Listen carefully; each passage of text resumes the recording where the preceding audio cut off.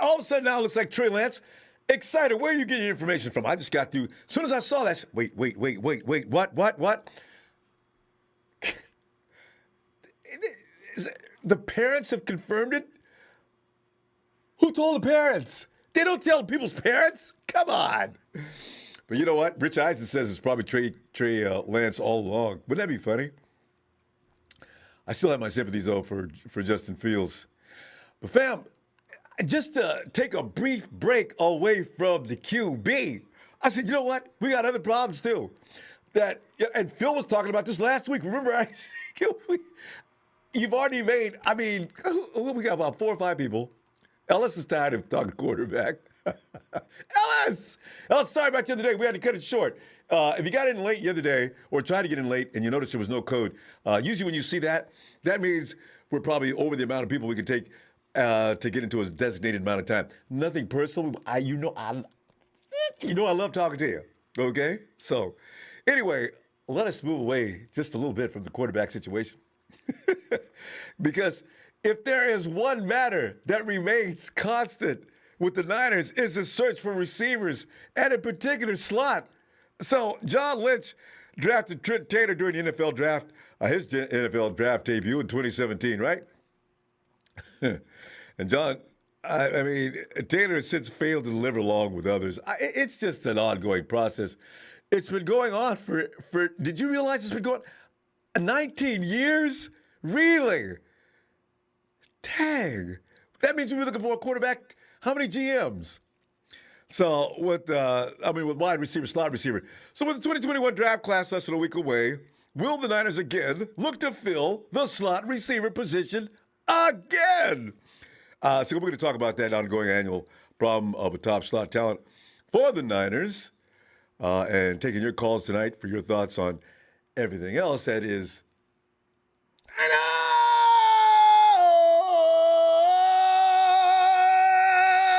Because it's, fam, the season really, it got started here like a few weeks ago, but now the rock and roll really starts. Because as the draft is over, you get the bodies and I don't know how many people are going to come in and train now. If you're a rookie and just got drafted, you're probably going to show up and, get a shot. You're safe. Come on out and work out. Let's go. Let's get this world back in order. Oh, by the way, the 49ers spent the week before this upcoming draft improving the depth along the D line. The Niners ain't playing, man. You can tell this team is definitely going for broke this year. No more fooling around. They're patching up every hole they can with as much as they can. 1-year contracts, please. Let's go get this championship, and then you can, we'll see what you do. We'll sign you next year, or you'll actually put yourself on audition for another team to sign you. But at any rate, what we're about here in Santa Clara, championship now. We screwed up last year. We should have got it. Had everybody been healthy, we probably would have, but we didn't. So here we are again at not square one, because we got to put personnel in place. So let's just go get it. But John Lynch, he could still look to use a draft pick or two to strengthen the front four, but it's no longer a necessity. 49ers, the depth is just recent contract agreements with a pair of former Raider defensive, I know, right? Raiders. You know what? We cannot be prejudiced against the Raiders. Just because you play with the Raiders don't mean you're a bad football player, right? Anyway, we got a couple of defensive. We got a pair of former Raiders defensive tackle Maurice Hurst Jr. and edge rushers Arden Key. The 49ers have at least a dozen D linemen to add to their offseason roster with significant recent playing experience. And listen, I know what you're thinking. These names aren't scaring nobody. But listen, here's the thing about that. You got Chris Kasurk. Did anybody know who Kerry Hyder was before he came to San Francisco and got up together with Chris? No. So I got a feeling Chris probably told him to get this guy, both these guys. Arden Keys is another story. He's got something else going on with him. I don't know what kind of promises he made to the 49ers to make them sign him. But, so Hurst and Key joined offseason acquisitions of edge rushers Sampson and Bukum. And are we going to pronounce it Ebukham or Ebukum? No, it's got to be yeah. What are we're going to call him something else, aren't we? I forgot. We had a nickname for him. Get me back to me on that. And, of course, Zach Kerr as players who figure to be key rotational players along that defensive front line. And it's going to be Beasley. Javon, I got plans for this year, Javon. I know you're coming out to storm. Okay, I'm going to change your name to Thor. I figure between mid-season and the end of the season. But here, let's get the receivers right now so I can get to that phone. Now, currently we have starters Brandon Ayuk, Deebo Samuel, backups Richie James Jr., Trent Sherfield, River Craycraft, Mohamed Sanu, recent addition as far as the veteran presence is going to go. You got Jalen Hurd. Could be the most devastating guy on this roster as far as a receiver. Can't get him out there. Kevin White, I don't know why. They're not going to let him play. Juwan Jennings. Juwan Jennings enters the team with a hamstring issue that lasted him all year. You know, you get the hamstring pulled from hell in your first season. It's a scary thing, isn't it? Travis Benjamin. Are we going to keep him? Matt Cole. Who is that? Austin Pearl. So I don't know these people. So, you know, you're not, you know, Ayuk and Samuel are a dynamic duo when healthy. Okay, we know about them. Despite missing 4 games for COVID-19 and hamstring issues, Ayuk had one of the best seasons and one of the best rookie seasons in 49ers history. 60 catches, 748 yards. What if he would have played every game? He would have entered the season, he would have entered the league as a 1,000-yard receiver. He could be that elusive number one that the 49ers have been looking for decades. So he should become the 49ers' first 1,000-yard wide receiver since Anquan Bolden, hopefully. And boy, I tell you what, who's your favorite between Deebo and Ayuk? That question's going to have to come up sometime during the season. You know it is, because we're going to be watching them both out there destroying teams.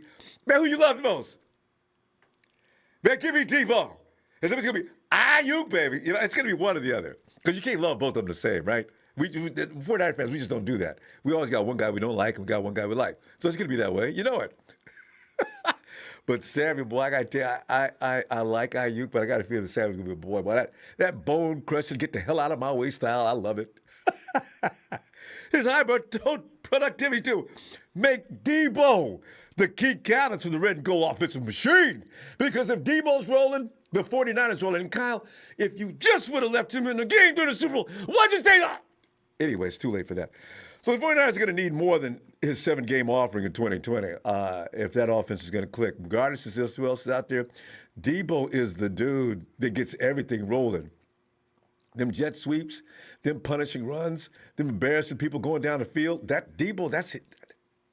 Ooh. There's so much to holler about regarding the rest of the receiving corps, fam. You know that. To immediately make up for the departure of number 3 receiver, Kendrick Bourne. Is there anybody out there who could be Kendrick Bourne this year? I know. Ronbo, Cornerback, Kendrick drops the ball all the time. No, he doesn't drop it all the time. In fact, he's made so many key catches, we pay more attention to the drops. But some of the catches he makes, touchdowns and first downs, boy, had it going on. Yeah, he dropped the ball, but still, can anybody actually do what he did and in the same key moments? We'll find out. But there is potential on a lot of questions. Could year 3 finally be the year, as I mentioned, that we say, enter Jalen Hurd? Finally, Jalen. Look at Jalen. It's week 8. And Jalen has been doing work. He's fine. As long as Jalen's on the field and Deebo's on the field, we'll be saying things like, they can't do that with us, man.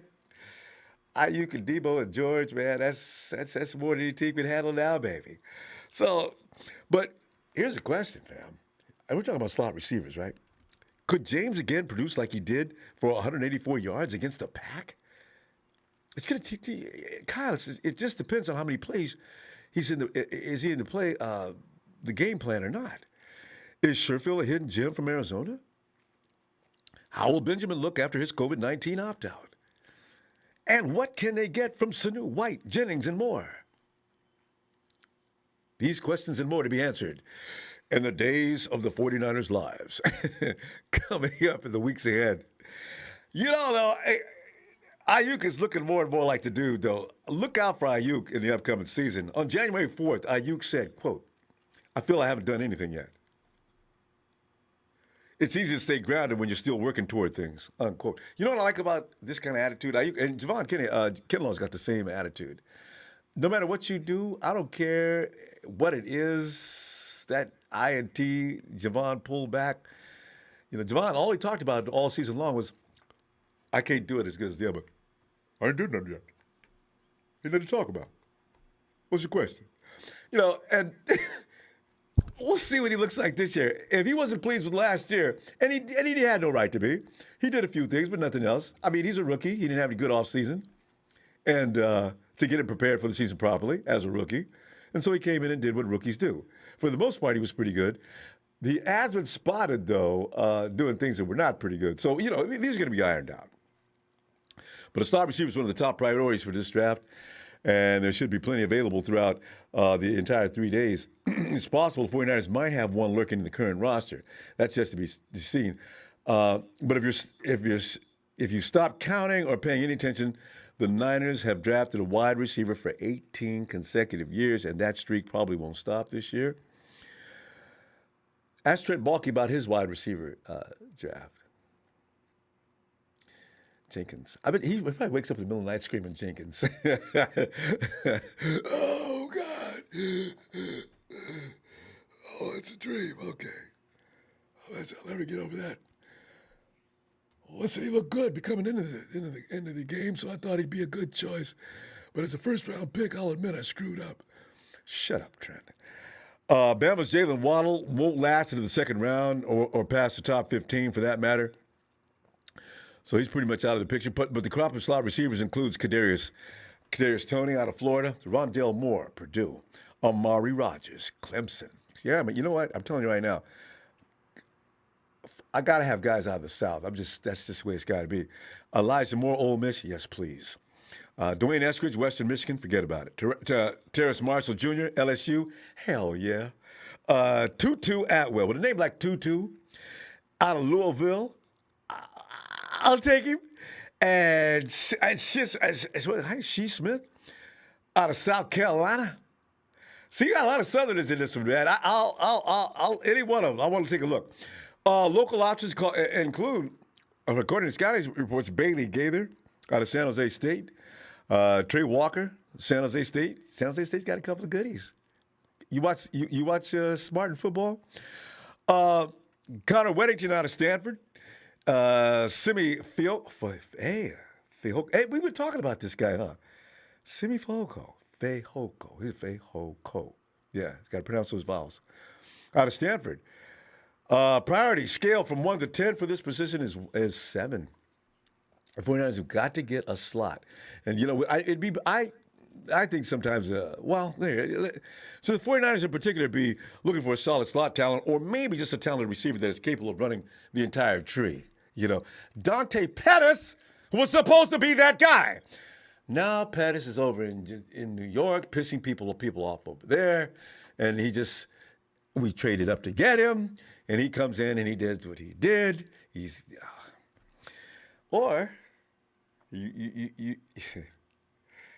heard the Dallas Cowboys are no longer a threat to trade up to get Kyle.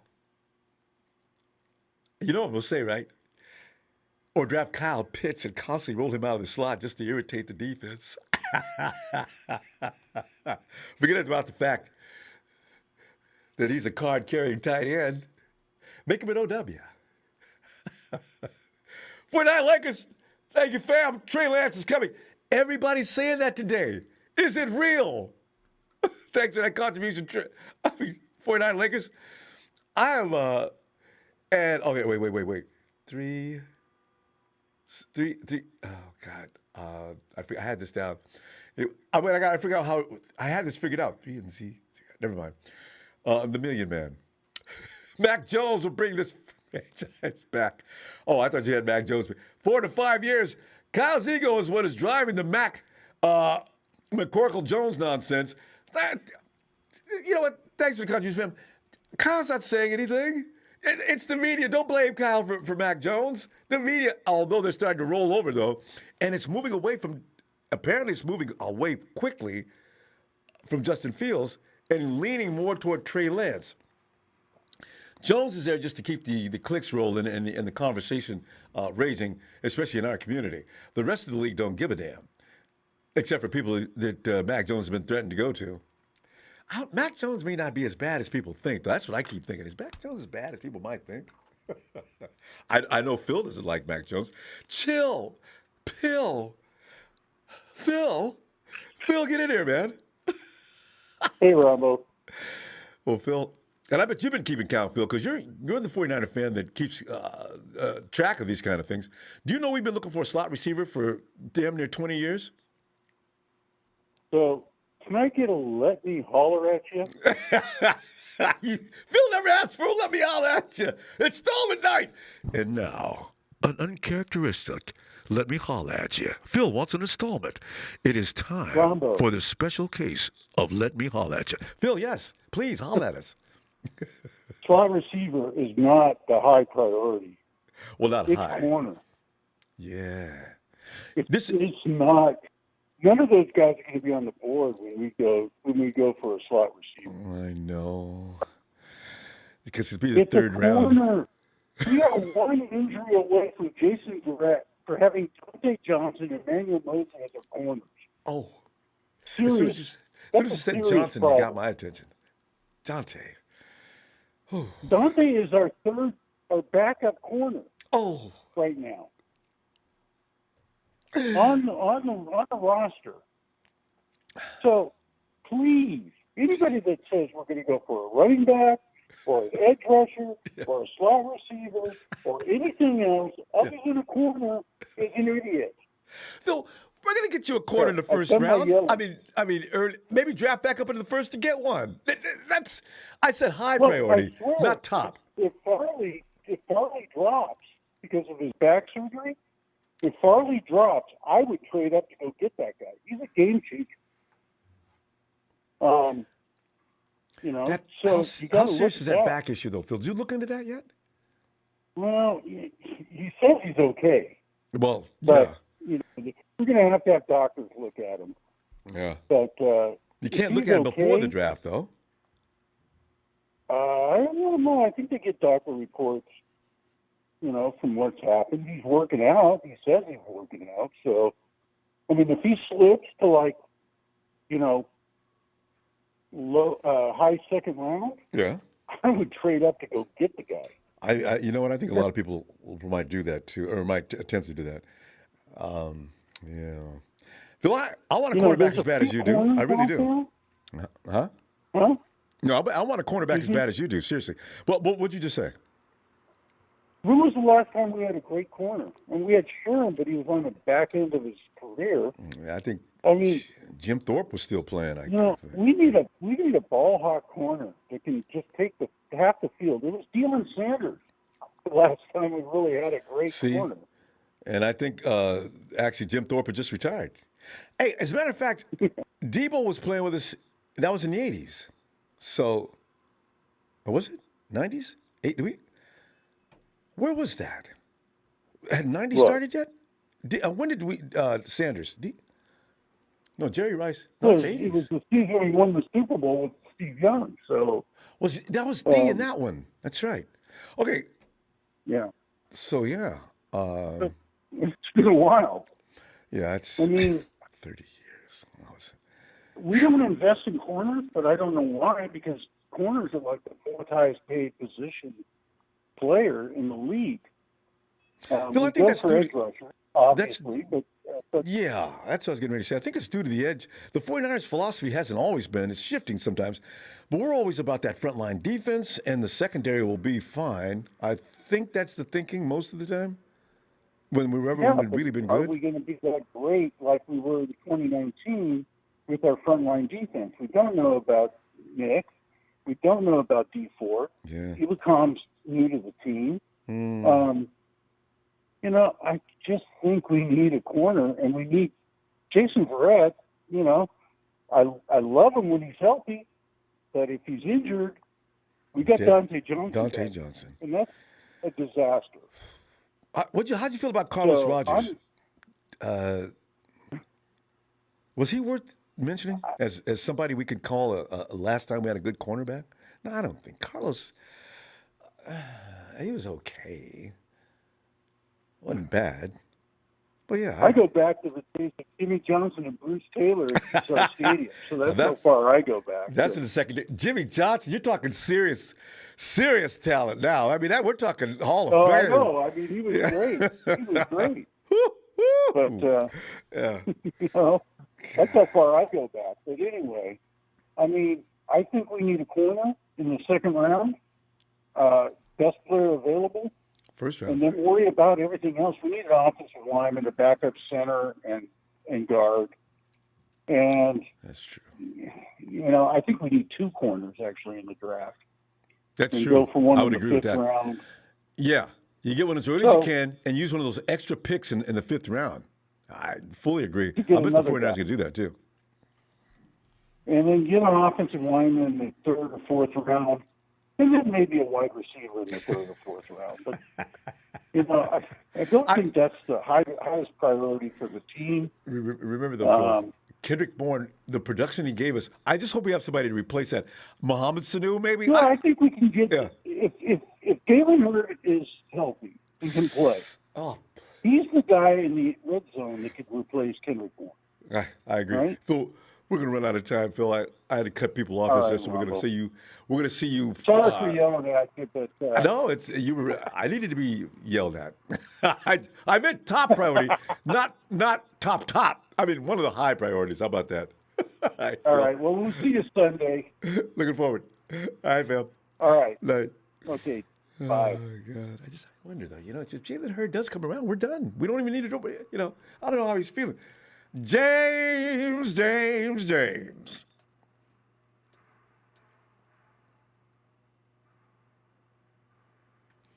James. All right. We got Jesus. Yo, Ronbo, what's up, man? Jesus, Phil just Long time no see, man. I know, man. I was wondering. I haven't seen you in like a while. You haven't been here hollering at your boys and tearing people up. Texas boy came in here and just ran amok one day because you weren't here, man. You gotta be, we need Man, man. Let me tell you something funny about Texas boy real quick, man. He got me muted for a year, man. So how can he talk about someone that's been having someone muted for a year, Ronbo? You know what I'm saying? I know. We get some psychopath rival fans in there, don't we? But hey, Jesus, You know what I'm saying? I know. Jesus, I just got chastised by Phil for thinking we need a slot receiver above. But I meant to say one of the major priorities, which could mean, anywhere. But go ahead, give a holler at your boys. What about the wide receiver situation? Just to move away from the quarterback situation, because we're going to talk about the quarterback situation. I thought I'd take the day off, Right. Jesus, and we're going to continue to talk about the quarterback Sunday, Monday, Tuesday, Monday. all the way up to Thursday night. So The party don't stop until next week. All right, but real quick, man, I'd like to give a shout out to my brother. Eddie E, Ted Garrison, Josh Runs, Tommy H, and all the other homies in here, man. Sorry guys, but time is limited. But shout out to all the 49er fans in here. Shout out to Ronbo. Shout out to everyone. Thanks, man. But I love our wide receiver situation right now. Due to the fact that we got Ayuk and we got our boy Deebo Samuel, and we got George Kittle. The best tight end in the league. Mm-hmm. I feel like we need to focus on the run Kansas game. City. Don't say nothing. All right, go ahead. I feel like we need to focus on our run game more before we start focusing on our receivers because hey, we have weapons. We got playmakers on the receiving end. We got Deebo Samuel, we got Ayuk, and we got Kittle. So I feel like we should focus on our run game and possibly draft a running back. I don't know, in the 3rd or 4th. Really? Jesus should be one of the only people that leans in that direction. Now, why do you think that? Oh, well, we picked up the Giants running back, Wayne. I forget his last name. We just picked that running back up to add to Jeffrey Wilson Jr. along with Raheem Mostert. Yeah. Yeah, we need more? Well, we do need a premier draft. Yeah, everybody wants that. Well, most definitely. We need to run the game in the trenches because we got Trent Williams, we got Lincoln Tenzin. I struggle saying his last name. Sorry guys, don't chew me up right here. We got Alex Mack. You know, we have 3 out of the 5. You know, we have 3 out of 5 good linemen, and if we could just control the ball and just have the game management on our side, the 49ers will make any team, you know, struggle on stopping our run. We got playmakers on the offensive line. Beat them up. You know, we got Dwelly, you know, the best. You know, we got Juice too, you know, who can make these plays. You know, to help us get. I just want to say, in this case, we have 4 because this is what McGlinchey does. I mean, you want to run, Mike's your guy. You want to pass, make Mike sit down and get somebody in here, you know, for this play. But Mike McGlinchey, you know, he's one of the best we got. He needs to add weight, bro. He needs to add weight, man. You know, don't tell him that. It pisses him off, Jesus. Don't. You know, he was in a press conference, and the first thing he said before anybody asked him, listen, my weight is not a problem. Mike, what? You're kind of sensitive today, huh? Man, Michael Glitchy, man. You know, I'm sorry to say this, man. You know, you might hate me, man. My name's Jesus, man. But you go ahead and bash me, Michael Glitchy, whoever it is. But you know, I'm gonna say, man. You know, at least add muscle. At least add some muscle. At least gain your weight. At least gain your weight in muscle. I'm not saying, hey, I'm not body shaming you, but man, you were better when you were bigger.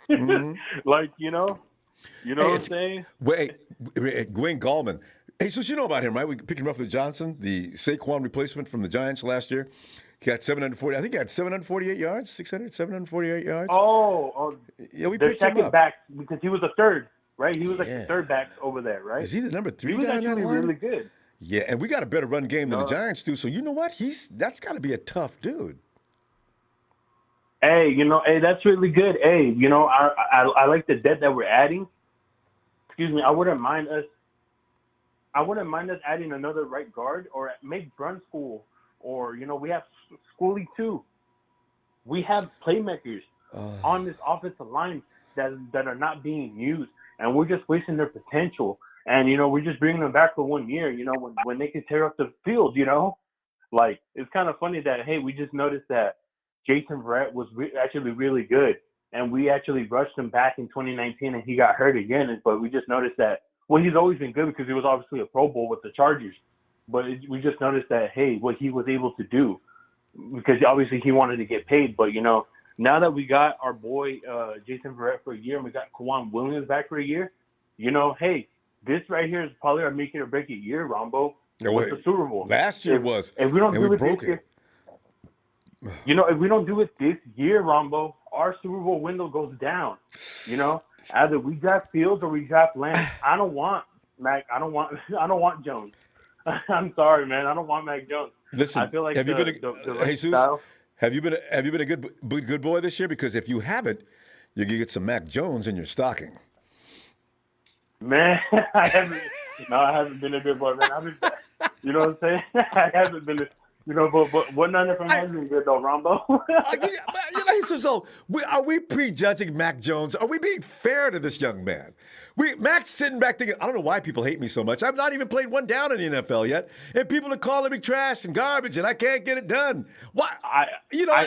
I think it's just because we had a pocket quarterback in Jimmy Garoppolo, man. That's why we want something different. Yeah. That's all I got to say, Ronbo. You know what's going to happen? 49er fans. We're going to watch Mac Jones, whatever team he goes to, because I don't think he's going to get drafted. I do think it's going to be Trey Lance. But we're going to watch Mac Jones next year, and we're going to say, damn, I didn't expect that.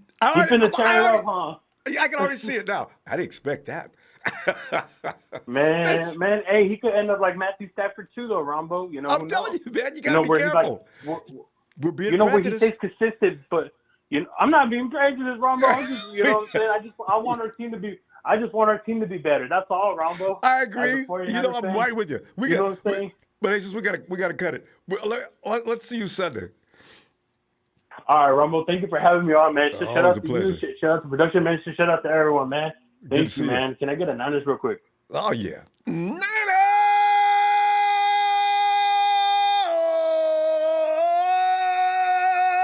Jesus puts his vote in for Mac Jones. Quest for 6. Quest for 6 was Fields. Quest for 6 was Fields. All right, fam. Talk to you Sunday. All right, man. Have a good night. You too. Hey, John.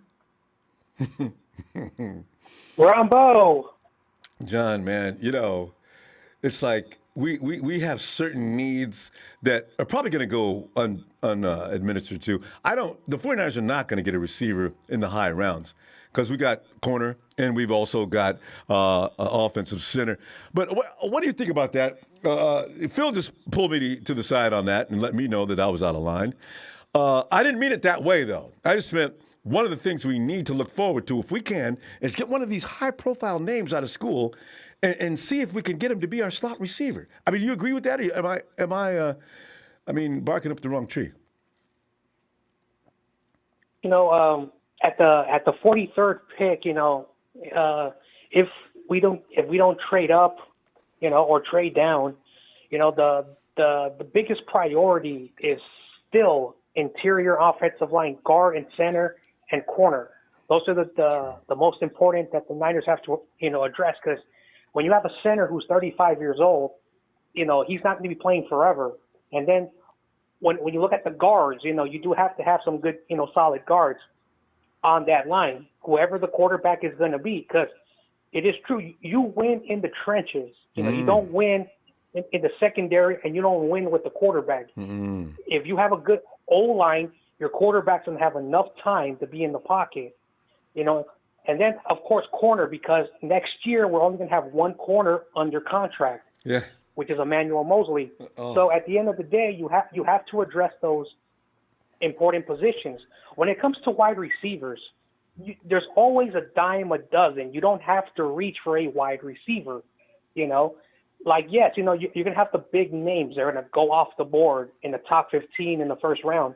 You can always find good receivers. And one thing you do need to have a receiver, because now Kendrick Bourne is gone, because I think Debo and Ayuk are 6 feet. I'm not sure their exact height, but you're going to need a taller receiver. Richie James, I don't know how tall he is, but he doesn't seem like, he's – yeah. So, and the 49ers do have a lot of small receivers, so you have to get a tall receiver. So I don't think slot receiver is important. Plus, I was looking just recently while I was waiting to talk to you. Some of the slot receivers are under 6 feet. So I'm not they usually sure are, if that's a smart idea. Yeah. So at the end of the day, when you're asking if we need a receiver, of course we do, but we don't have to reach for one in the second round. At the end of the day, when it comes to wide receivers, you find wide receivers like the Marcus Colston, who was with the Saints. He was drafted in the 7th round. He had a good productive career, so you can find wide receivers, at any, John, round. Here's the thing, though. Let me ask you this question real quick. Just slow your roll just a second. Jamar Chase available in the 2nd round, as is one of the premier kids coming out of school at center. What are you going to do? So if he's on the board and he's in the 2nd round, yeah, you draft him. Even though it's a hypothetical. See, everybody loves that sexy it's pick. true. No, you know. Yeah, you is don't true. let Jamar Chase go to I- somebody else because yeah, could be in our division. And I understand. Yeah. I understand that the AZ is targeting him, and if AZ gets Chase, we are in trouble. Yep. So, I agree with Phil. A wide receiver is not the big priority. I don't even think it's like a top 5 priority. Now, yes, you cannot have 2 quality receivers with Debo and Ayuk. You do need a number 3. That's why Kendrick Bourne was very important to that offense. Even though he was not an every down guy, and even though George Kittle can give you 80 catches when he's healthy and 1,000 yards, he's a tight end. His priority is to make sure he gives an extra block for the run game and help Jimmy or whoever's the quarterback. Right. So you do need good weapons. But at the end of the day, Kyle Shanahan, just like everyone has been saying, he runs the football a lot. That helps him open up the play action, and that's one problem that we have to understand. And it goes back to this quarterback situation, the Mac Jones. And one thing that is true, Ronbo, that you just mentioned, Mac Jones is not garbage. He's not garbage. But the problem is, I was listening to Greg Cosell today, and he says that he's a dynamic passer, but in NFL today, you need a quarterback that has great mobility to make plays when he's being chased down to allow the receivers to open. That's the reason why a lot of people are hesitant. And even though Mel Kiper and his idiotic, explanation why he has to be drafted number 3, even Mel Kiper says, I don't think he should be drafted at number 3. Oh, but he so has many him of them at say number that. 3 for whatever. Yeah. I know. It's amazing. If you don't think that he should be drafted, then why are you promoting him? I don't understand why. He's not the only one who does that. So, Joe, we're going to run out of time here. Everyone does that. Yeah. Everyone does that. Anyway. If I'm Mac Jones, I'll be watching. If I'm watching TV, I'm sitting there. I say, what? WTF, man?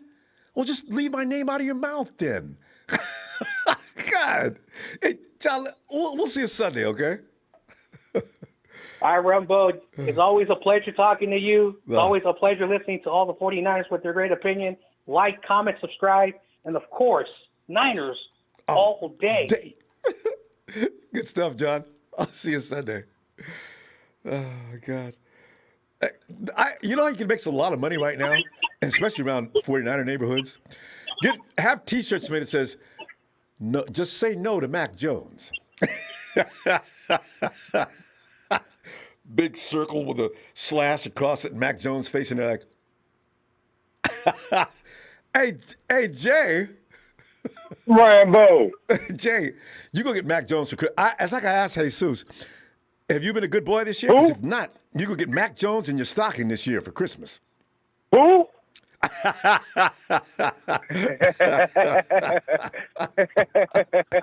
Everybody's hating on Mrs. Jones, baby boy. I was trying not to talk about quarterbacks tonight. I was talking about receivers, and Phil came in and B-slapped me to start the show off. Phil never asked for an installment. Ain't nobody hating on that bum. Mac he's going to come into the league getting frowned upon. National champion. He can't get no love. Man, how many national championships won a Super Bowl? Hey, that's a good question, Jay. Hey, for the chat, when was the last time a national champion quarterback picked up a Lombardi? That's an awesome question. I don't know. Exactly. And then all these people talking about we don't need a receiver, Rambo. Yeah. Listen here. All the moves that the 49ers been making this offseason, do it look like the yard that we are rebuilding, that we need backups in the draft in the first 3 rounds? Or do it look like we trying to win a Super Bowl this year with only 1-year contract? Yeah, well, yeah. Them 1-year contracts indicate we're going for broke, yes. Oh, yeah. And then like they keep saying offensive line, you're not going to draft the offensive center in the top 3 rounds to sit on the bench. I'm sorry. You're not going to do it. Oh, Not when we try and win a Super Bowl this year. It doesn't make sense. That's a good And the corner's going to sit on the bench, no matter who he is, at least halfway through the season, regardless. Yeah. Because they trust Emmanuel Mosley and Verrett. So we can get a corner third round and 5th round. Jay, So the only obvious thing we don't have is a solid receiver, third receiver. The Debo ain't dependable. George Kittle can't stay healthy. So, I mean, who else? Jalen Hurd, he ain't played in 2 years. Even if he's healthy, he's still going to be rusty. Oh, yes. Jay, do you think, though, if, Dante Johnson, no matter who you draft at corner, is Dante going to keep the child on the bench? Who? Dante Johnson.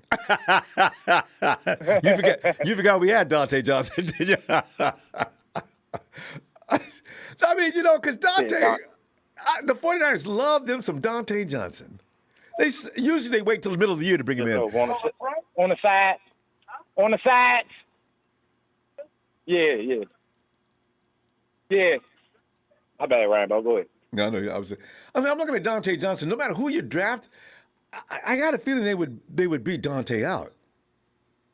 Oh yeah. Of course they would. It's a lot of talent in the later rounds and corners too. And that seems like in the 3rd round, 5th round, that's what we do. Right. You can bring them along and have them solid starters later on in the season if you get the right one. Mm-hmm. So, but receivers though, you don't want to play that game. We need, you know what I mean? We need another receiver to go on the other side of IU. Debo, he can go on the slot for real. Because I Elijah Moore, if you can pick him up from the film, a few clips I've watched of some of these guys, Elijah Moore is what boy? he could work Oh, out. yeah, Yeah. he's nice. He fly. But my favorite receiver was De'Armond Brown, North What's his name? Carolina. Oh yeah. De'Armond Brown. Oh, Yeah, man. I've heard of him. I'm just telling you, he's electric. He's the number one deep threat in the draft. And then when we get Justin Fields, the number one deep passer in the draft, that's just going to take our offense to another level. You've heard about. I wonder, but we got some intelligent people up in our front office and within our administration, right? They know that epilepsy is not a reason, especially he's come this far and achieved what he's achieved. Is epilepsy going to affect his stock? Kyle Shanahan knew about that back in QB collective. Oh, He ain't worried about that. You're right. I forgot about the been knew early about on that. contact. He's had this for ever since he was a little kid, I guess, right? Yeah, Shanahan had him when he was only like. They said it only get better over time, so he had to have it when he was 17. Yeah. Okay. So they knew about that when he was coming. Cal Ben knew about that. The media just known about it. That's all it is. Ah, that's a good point. Kyle's always known about that. It ain't look like a problem at Ohio State or Georgia to me. No, it's not affected his football prowess at all. But people can be cautionary, where we're not going to expend a heavy amount of funding to a kid that we think that may collapse on us during the course of the game. You know how they talk. Rambo. Yeah. That's every day. That's everybody. Every day we walk out our house. It's a Honestly, possibility something true. go wrong. Yeah, heart attack, anything could happen. Just Anything. sudden death, aneurysm. That's true, actually. Hey, you never know. They look at Trent Williams. Trent Williams played 7 years in the league before they found the growth in his head. You know what I mean? You never know. And even with Jordan Reed, doctor told him, I tell you what, I wouldn't recommend you continue to play football. Jordan said, you know what? Thank you, I agree. And he quit. So, yeah. That's it. Yeah. So that ain't really no problem. He's going to be stellar wherever he go. Yeah. You know what I mean? That is definitely not going to be no problem. But I definitely think it's Justin Fields. Everything we've been hearing about what Cal won out of quarterback, Justin Fields the most. He fills all the boxes, He right? got all of them. Yeah. He got all the boxes compared to everybody else. Everybody else got checks here and there, but he got all, because the accuracy is one of the biggest things Cal likes. Plus True. the athleticism and the deep ball accuracy. You know what I mean? Because everybody keeps talking about Cal run the ball. And I ain't see it. I mean, he had one of the best passing games in Atlanta.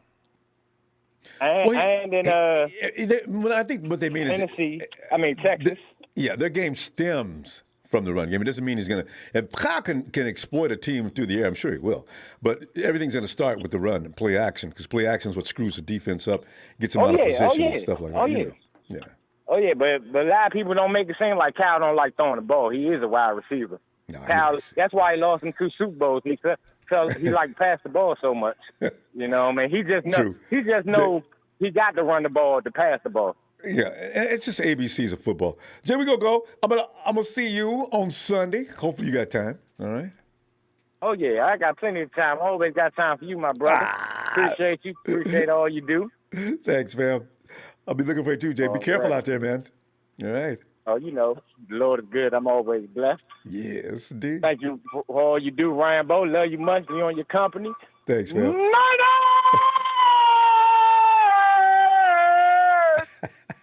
Bang, bang, not again. Dang. Lester Fields is president. Let's go for 6. Hold this here. Yeah, it is. Already. There he goes. All right, Have a Jay. blessing, Rambo. You too, fam. All right. And let us get TN in here, otherwise known. Well, I tell you, wouldn't you love to ride on one of Jay's deliveries? Boy, that has to be fun. TN, get on in there, Tony. Naga. Happy Aloha Friday, Ronbo. How you doing? Aloha, my friend. Doing awesome, man. This is like countdown. And it's probably like a facade because I'm like freaking out here because we're getting so close to draft night. Oh, yeah. Less than a week, and I am so stoked. I am so stoked to watch that thing. God. It's going to be intense.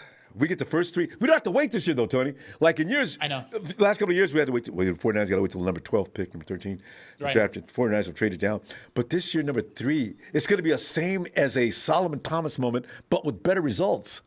Oh, yeah. Well, I mean, we know we're going to be drafting a quarterback that high, which is always going to be exciting. We've been talking about quarterback as a result, and it's a little bit mind-numbing, and but that's okay, too.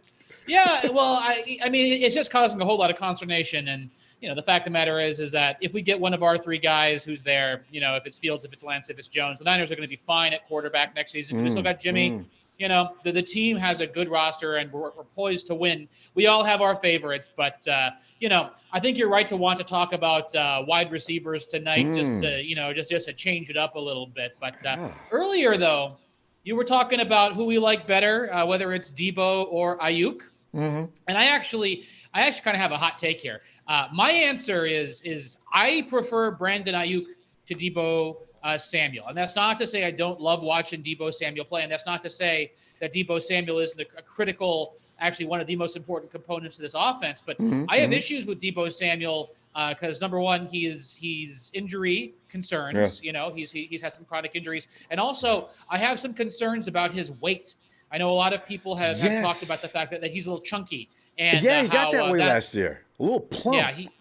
He might be, and that might be one of the reasons why he's contributing to his injury problems, and also might be a sign that he might have like a little bit of the Allen Iverson syndrome in the practice.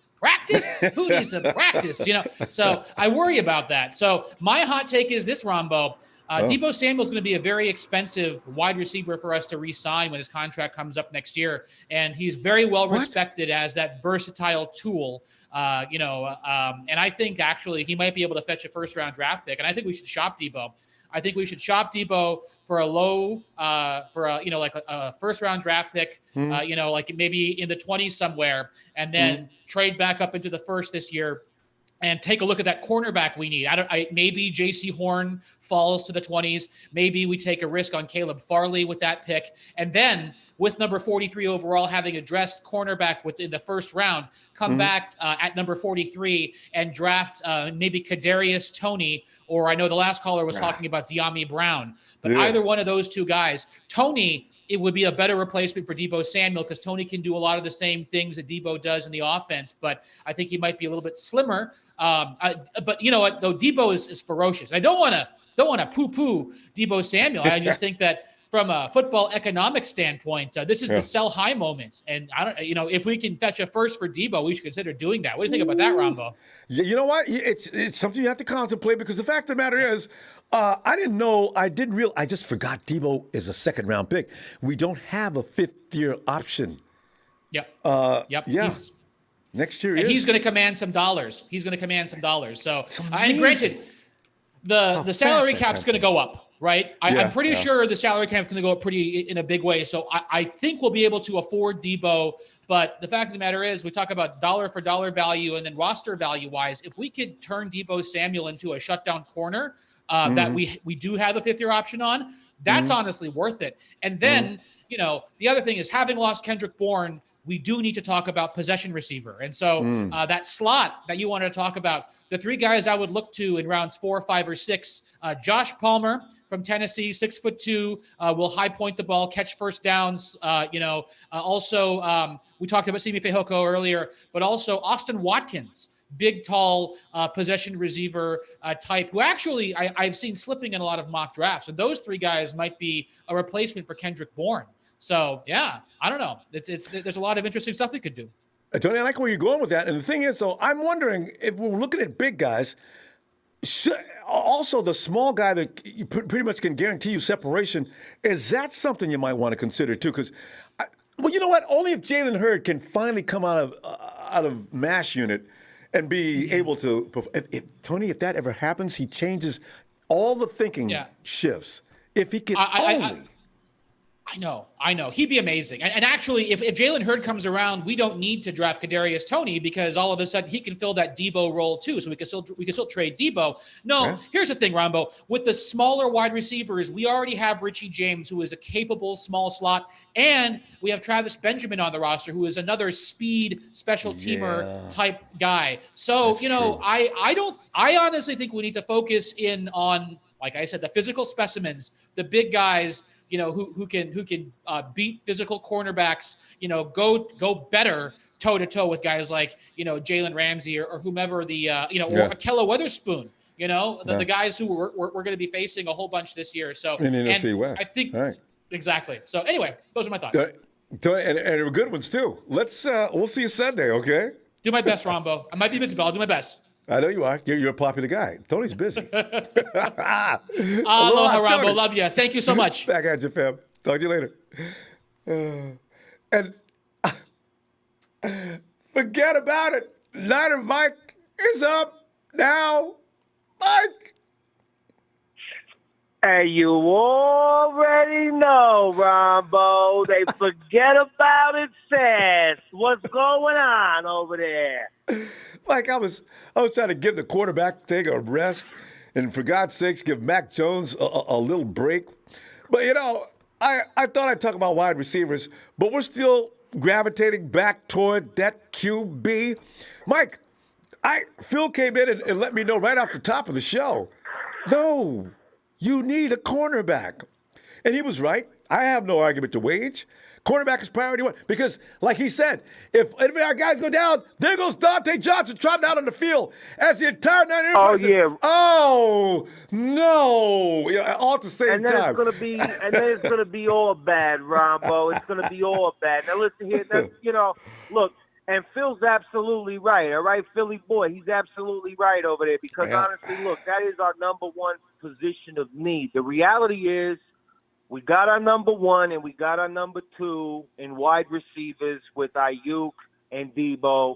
And we have, honestly, a good little group where we just really need, one of them to really pan out. You know what I mean, Ronbo? We really don't run too many 4 wide receiver sets, So we really just need one of the group to pan out, whether it's Richie James or it's Jalen Hurd, or the Benjamin, the Travis Benjamin kid who we got from the Chargers, who nobody got to see because he opted out last year with the whole COVID deal. I forget what he's got. I don't know. I don't know if it's an asthma thing or something like that. But he had some kind of medical condition because of COVID. Yeah, and he's got good size, Ronbo. Now he's got good size. That Travis kid. Benjamin. So Travis Benjamin. He's got good size, if I'm not mistaken. He's not, crazy big or nothing, but he would definitely be bigger than, say, a Richie James in the slot. Yeah, well, everybody's bigger than Richie. He would be. Yeah, he would be a good target, is what I'm saying. Obviously, I would like Jalen Hurd to really step up and take that position because, on paper, he's got the most talent out of the group that we got sitting there. You know what I mean? Yeah. So, you would like to see him come into a Ronbo. But listen, I'm kind of glad you got back on the quarterback because, I really didn't get a chance to, finish you off the other night, Ronbo. You know what I mean? I started with a double piece. Finish me off. I was on the ground. You were pounding on top of my head. Even the ref was trying to pull you off of me. And tonight, Ronbo, I got to give it to you. I'm over here. I got the pink rosé over there. You ever had the pink rosé from the cookies, Ronbo? From the, Berner's a friend of ours, the guy over there for the cookies. And let me tell you, rosé it's a tease. I gotta have either red or white. I can't go to rosé. No, but this is called pink rosé, Ronbo, and it's not the drinking kind; it's the inhaling kind. It's a little bit different. You brought me up to date on the jargon. I had no idea. Oh yeah. God. Listen, but here it is. I just wanted to point this out because we didn't get to it the other night. All right. Okay. Everyone's talking about the whole, Jimmy. Oh, he's going to stay a year around. Has anyone really paid attention? Have you heard anything from friggin' Jimmy? I mean, for all we know, he's in a padded friggin' room. He's all angry and emotional and in his feelings. because, he thought he had a good thing going. He thought, he thought him and George and Channing loved him and all that. Now Mike, he's got to be sitting I'm at going to home throw the flag listening on for you, the Mike. past- Unsportsmanlike No, listen, I'm talkmanship. serious. Come on. Rombo, Come I'm on. just being serious. Listen, no, because honestly, though, come on, forget about it. Rombo, let's be honest here, all right? Let's call it what it is. This poor guy's been having to sit at home now for the last 2 months, watching everyone and their mother talk about who his replacement's going to be. And then all of you get on here acting like he's going to be so enthusiastic to come to work, all right, and sit in a QB meeting room with Kyle Shanahan. His replacement sitting next to him. Rombo, for Christ's sake. No one's brought that up. I mean, did anyone here think about how friggin' awkward that quarterback room is going to be? Does anyone even think about that? I mean, come on. Now that you mention it, I haven't. No one wants to be a lame duck coach or a lame duck quarterback or a lame duck player unless you're Ryan Fitzpatrick, because you already know you're only going to be at a team for a year or so before you go somewhere else. You're a journeyman QB. Mike, can I just offer I just want to offer this on that.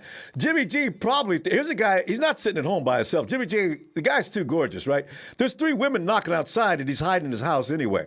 So here's the next thing. His confidence about what he can do is probably not going to allow him to be intimidated by any rookie. I gotta tell you, here's the facts though, Ronbo.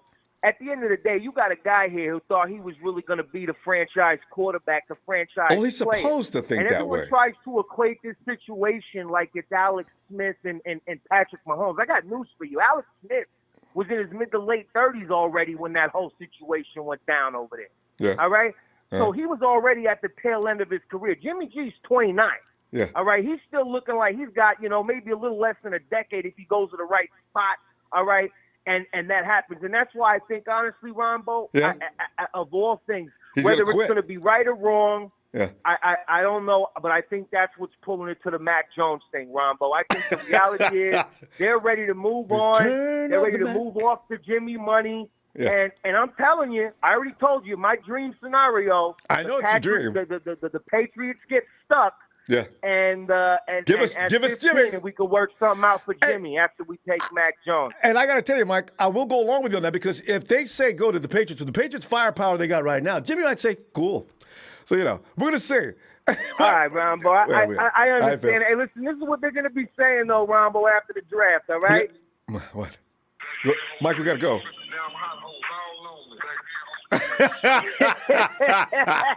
Mike, get out. Get out now. I'll see you Sunday. You and that pink champagne. We'll see you Sunday. All right, Rob. I'll see you Sunday. Forget about it. Shout out to the faithful out there. I love all of you. I'll talk to you later, Rob. Night, Mike. God, can you imagine? Hey, Steven. Ronbo. Steven. Man, just when I thought I couldn't love Mike anymore, he pulls that. Oh, that was great. Oh, man.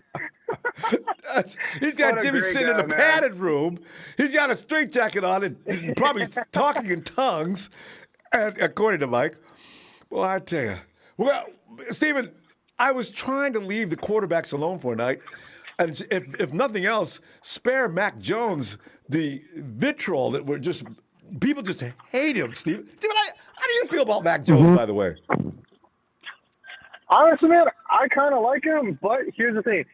Everyone makes a good argument about how he had a really great offensive line. That's why he did so well. The 49ers have a good offensive line, but not a great one. And I only say that because we have a lot of trouble on that right guard position with Mike McGlinchey.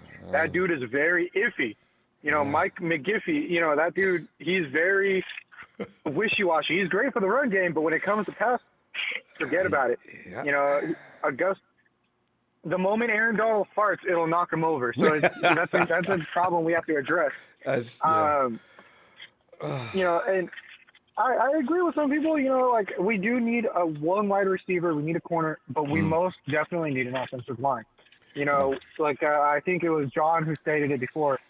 We win the battle in the trenches. And if we can't get a good offensive line, we're going to be hurt no matter what QB, no matter what wide receiver we get or corner. That'll be our biggest downfall. And honestly, I was looking at some offensive linemen, and I was looking at this guy from Florida. His name is Stone Forsythe. I mentioned him last week. What's his name? His name is what? Stone Forsythe. Stone Forsythe. Sounds like an offensive lineman to me. Yeah. Yeah. Yeah. And I'm like, yo, that guy, he's got a dope name. But come to upon research, he played for Florida State University, the Florida Gators, and he guarded, what's his name, the QB. I'm just trying to remember his name. From? It's going to bug me. Florida State's QB from last year. Yeah, you're talking about the guy that ran Justin Fields off? Yeah. Jake Fromm. Is that his name? Is that him? Is that Jake? Yeah, No. Did he? Jake's been out of the league for over a year, though, hasn't he? No, Jake is from Georgia State. That's right. Jake is Georgia. Oh, I'm sorry. Mistaken. My bad. Ain't I was in the wrong school. Okay. Don't know. But he's really good. He's a really good offensive lineman, and that's the person we need to be on right guard. He's young. He's powerful. Can you get him? Mike says it's not about my weight. Bullshit, bro. It's either you win or you just suck. And he looks pissed off when he says that. Hey, can you get this kid in the third round, maybe? Is he a third round? Can you get, because, the first two rounds are pretty much quarterback, cornerback. Ronbo, I guarantee you we can get him in the third round. Easily. Everyone's looking at Rashawn Slater and everyone else.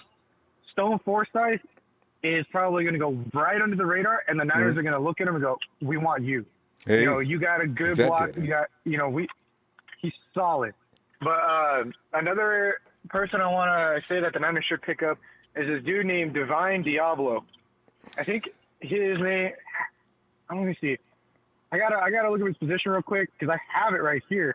And I was looking at him and I was like, this dude actually, looks like a stud. Like he looks like he could actually get it done for us. And I think let me see. Let's see. Give me 1 second. Oh, he's a defensive back. We could draft him. We can utilize him. That would also add more depth to us. And then if that doesn't work, well, at least we have backups, But we do need another running back. I will say that just because Mostert does. Steve, let me just hold you right there. No, why do we need another running back? I'm thinking now. You've got about 5 guys now with the addition of Galladay. I don't know why I can't Gallman. Gallman. It's GA. It's Gallman. Yeah. With Wayne. Yeah. You got Wayne. You got Mostert, of course, and you got Junior. I call him Junior now because Jeffrey Wilson is just such a guy you get close to. But, you got a lot of guys. And you got the guy that broke his collarbone last year. He still has a lot of potential. Michael Hasty. Yeah. And finally you got the little short guy. They signed him for another year, too, the bowling ball guy. That is hard to bring down. You got a lot of running backs. But you know what? I'm like you, though. I want to know what a drafted running back would look like, though. Because if Najee Harris is available anywhere during this draft, the 49ers are on the clock. Later for everything else, bring Najee to Santa Clara, right? Yeah, I'm with that, and I'm with that idea. Like I said, we could use another running back just because Mostert is injury prone, and so is Jeff Wilson Jr. Those are the 2 running backs that I know that would get hurt. All and of our we're running going backs. into this NFL season. All of them. Yeah, exactly. Well, yeah, all of them. We're going into this season with running backs made out of glass. And it sucks. It sucks to say that. And I don't understand that. We're going to have the whole program on guys getting hurt on the 49er roster. It's amazing how every guy we've got has spent some time, some significant time on the IR. It worries me. And you know what's coming up? We're going to run out of time, though, Steven. Let's see you Sunday. We'll continue, okay? All right. I want to leave the chat and you with this. I saw a statistic saying that teams going to the Super Bowl, the Niners are at 2.4% chance, while Tampa Bay and Kansas City are at 14%. I want to see your guys' take on that. I'll leave you with that, Ronbo. Wow. Have a good night. All right. That's interesting. Thanks, Steven. All right. Good night, Vim. No problem. I wonder how they come up with what kind of formula and calculations. Santana. What's going on, Ronbo? How you doing tonight, man? Santana, man, you know, I'm feeling bad for Mac Jones. I mean, the guy hasn't even gotten to the league Nah, yet. don't feel And bad. I mean, I just wanted to Yeah. know if I'm going to keep asking everybody this to see if anybody says, Rumble, man, I don't understand it. Mac Jones is the next Tom Brady. People are confused. They don't want to believe it. They can't accept it. They're in denial. But Mac Jones is coming to San Francisco, and he's going to take us to the next. He's going to equal Tom Brady. He's going to go one Super Bowl beyond. See, I'm waiting for that conversation so I can melt in this chair from tears laughing. Mac! Yeah, man. But hey, Santana, man, seriously? Go ahead. I mean, you know, like I want, you know, like if Mac Jones was like, you know, a little bigger with a stronger arm, Yeah. I wouldn't mind. You know. What Okay, I'm so saying? you don't have a Because now problem I know with that. you don't have a problem with his movement. No. You don't like his arm and his conditioning. I don't like his arm. And I don't like his arm, and I don't like his size. I feel like once he gets into the NFL, he's going to look a little smaller. You know what I'm saying? So, yeah, that's a good point. Look, the thing is that Mac Jones, I hear people say he has this nice arm, deep down feel stuff, this and that. It's cool, I get it. It's nice, but it looks nice in college. You know what I'm saying? Mm-hmm. Once you get into NFL, the O lines are not ever perfect. You know what I'm saying? Yeah. You know, the rush passers are faster and quicker and bigger. Well, that's what I was getting ready to say. So It's just you're getting the best of everything out there is what it is. Yeah. Yeah. And my issue with Mac Jones is that we haven't seen that in college where you have to move and you have to make a throw off platform. I don't think he has the arm strength to do that. Santana, for me, one thing though, you got the SEC. That is the most frightening division in college football as far as defense. So I don't know if that's fair. You know, I mean, Alabama's offensive line is definitely a manly, way ahead of their time, guys. No, but you know that's. Go ahead. But what I'm saying is just, you know, like if you have to make a throw, I just feel like we've seen this with like Jimmy G. We've seen it with like when he throws off platform, he gets you know, and he just throws it because he's trying to get it out of his hand. He gets picked off. You know what I'm saying? And I feel Jones like didn't have that many INTs. With Jones. Yeah, but I mean that's in college, Ronbo. I think it's very defensive in the NFL, you know. Yeah. And he had better receivers. You know what I'm saying?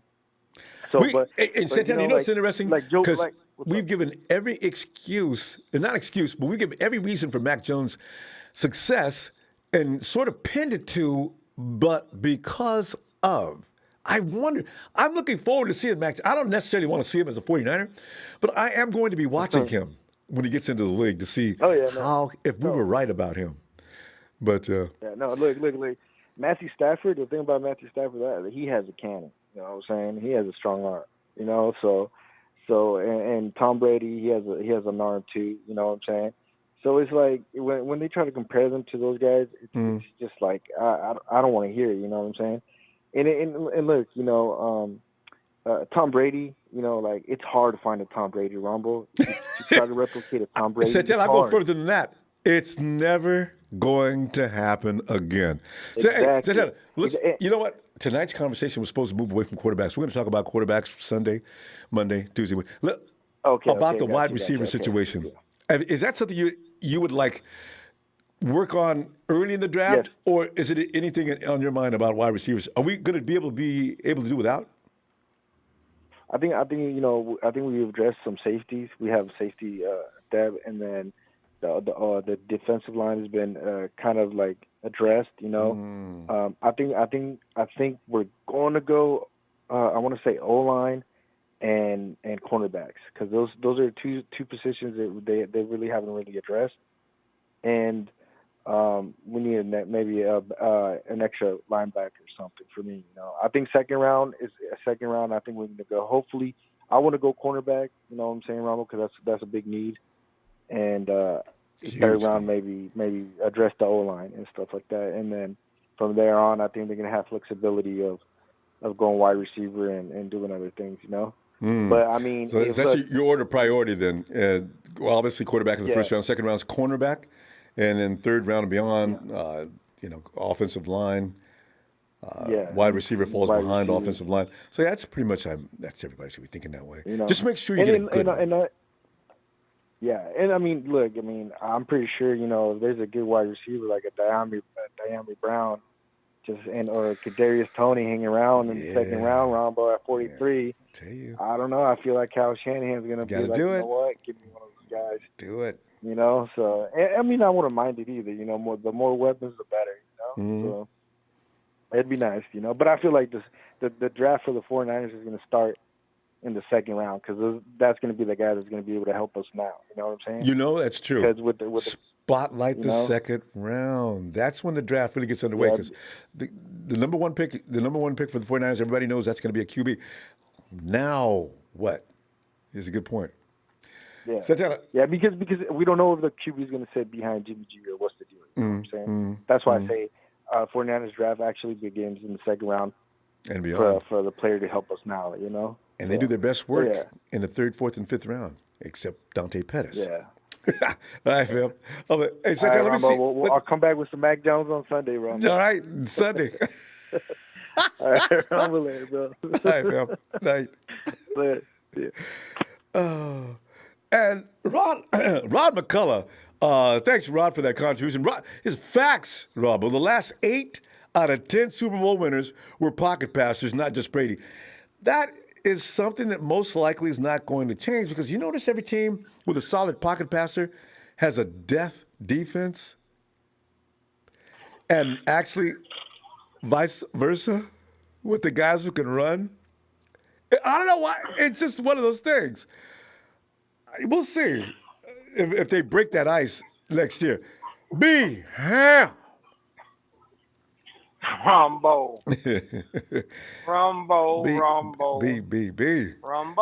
You know what? You need to put a BROU G in front of your name. Because, the only thing I wanted as a child when I was watching them pimps and players drive up and down the road, all of them owned a Broham.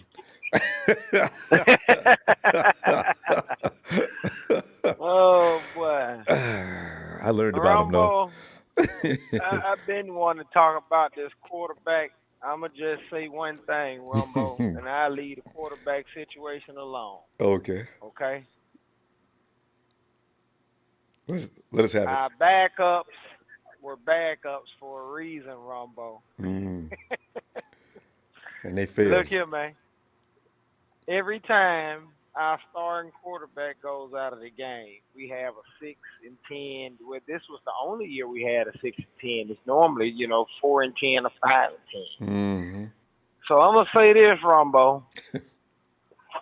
If we don't get Justin Fields, I know it's a lot of Mac Jones haters in here, but we need to get Mac Jones. God, they hate him. Ronbo, I'm for one gonna be upset. No, I told you I was gonna go back and watch Trey Lance. Yeah. Did you? Trey Lance, he hiked the ball and he runs first and he think about throwing next. So I'm listening to a lot of these people. I'm listening to a lot of people talk about, oh man, that's the perfect guy for Kyle Shanahan's offense and oh man, this. Hey man, we go out there and get this guy. Yeah. We gonna, hey man. We're going to be terrible. I promise you. I don't see it. BM, you know what? You mentioned that, though. Why, if they do get him for reasons unknown, because we don't know what to think, right? They go ahead and make him Taysom Hill of San Francisco, If he does what you just said he did. No, I've only watched him throw. No, man. No, Ronbo. I don't, man. Listen, man. If we want to get a scrambling quarterback, I haven't seen Zach Wilson. Haven't really worried about Zach Wilson because a lot of people is thinking that he will be gone to New York. If we're not gonna get Justin Fields, we need to get McClory. What? That guy. We need to get us some Mac, man. Yeah, McCorkle. We need to get a quarterback that is ready, that can come in immediately and play. The Empire can't take it, B. The Empire can't take it. You know what, BM? I got a feeling there will be riots, large groups of people collecting outside. That same late night after the draft is over, standing out in front of Santa Clara facility. They have to call out the National Guard. People don't like Mac Jones. They act like he did something bad to him personally. Oh, they don't like him. Yeah, but the only thing I know is this: they don't like Jimmy G neither. Well, yeah. And Jimmy G keeps getting hurt. You feel me? Yeah. So you can't. There's only you got one or a two quarterback guys. that's out here getting hurt. There's only one way you can go, man. Either we gonna try to get somebody that we can contend with, or we're gonna get somebody that we're gonna pretend with. And I'm telling you, man. Look at you, man. I like that. I'm telling you, man. Contend versus pretend. I don't like the Trey Lance, man.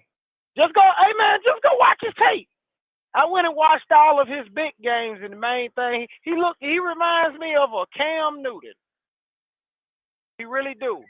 Go And watch his tape, man. that's who he's been compared to, right and left. Hey, man, and you see where he is right now, right?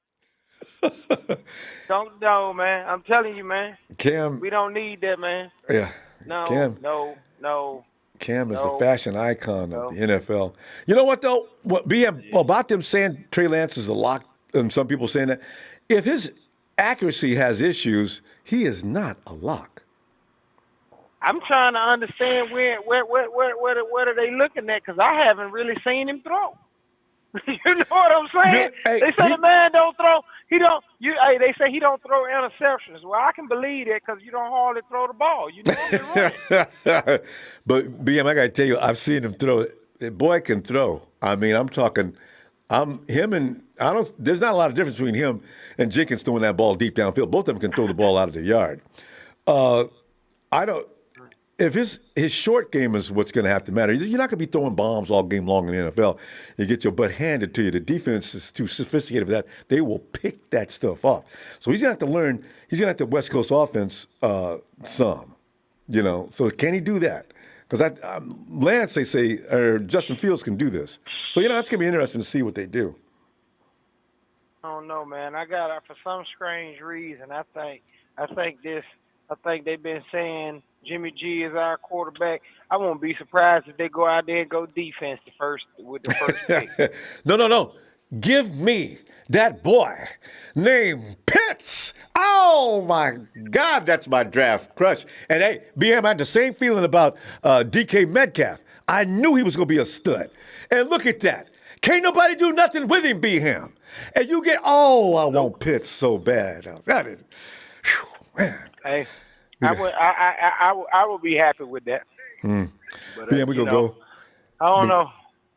We will find out. I'm going to see you I'll Sunday. just get with you on Sunday, man. Yeah. See how you doing Sunday. I'll be looking for you, too. All right, fam.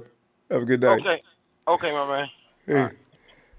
BM just made everybody mad about Trey Lance. All you Trey Lance fans just going to be, what? Cam Newton Jr.? Oh, Cam was good. K-Rod, thanks. Hey, remember, I don't care, slot or not, we need another wide receiver.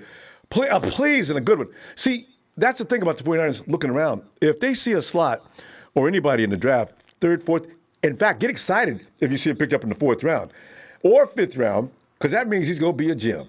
Fifth round is good luck for the 49ers. Tony! A shout out to Ronbo and production folks. Be emotionally attached to our players. Embrace the economics of the NFL and accrue value. Draft Trey Lance. Hashtag draft Trey Lance. There's the million man. He says, Jones is not winning anything without an elite cast surrounding him. People treat Mac Jones as Iron Man when he is Tony Stark without the suit.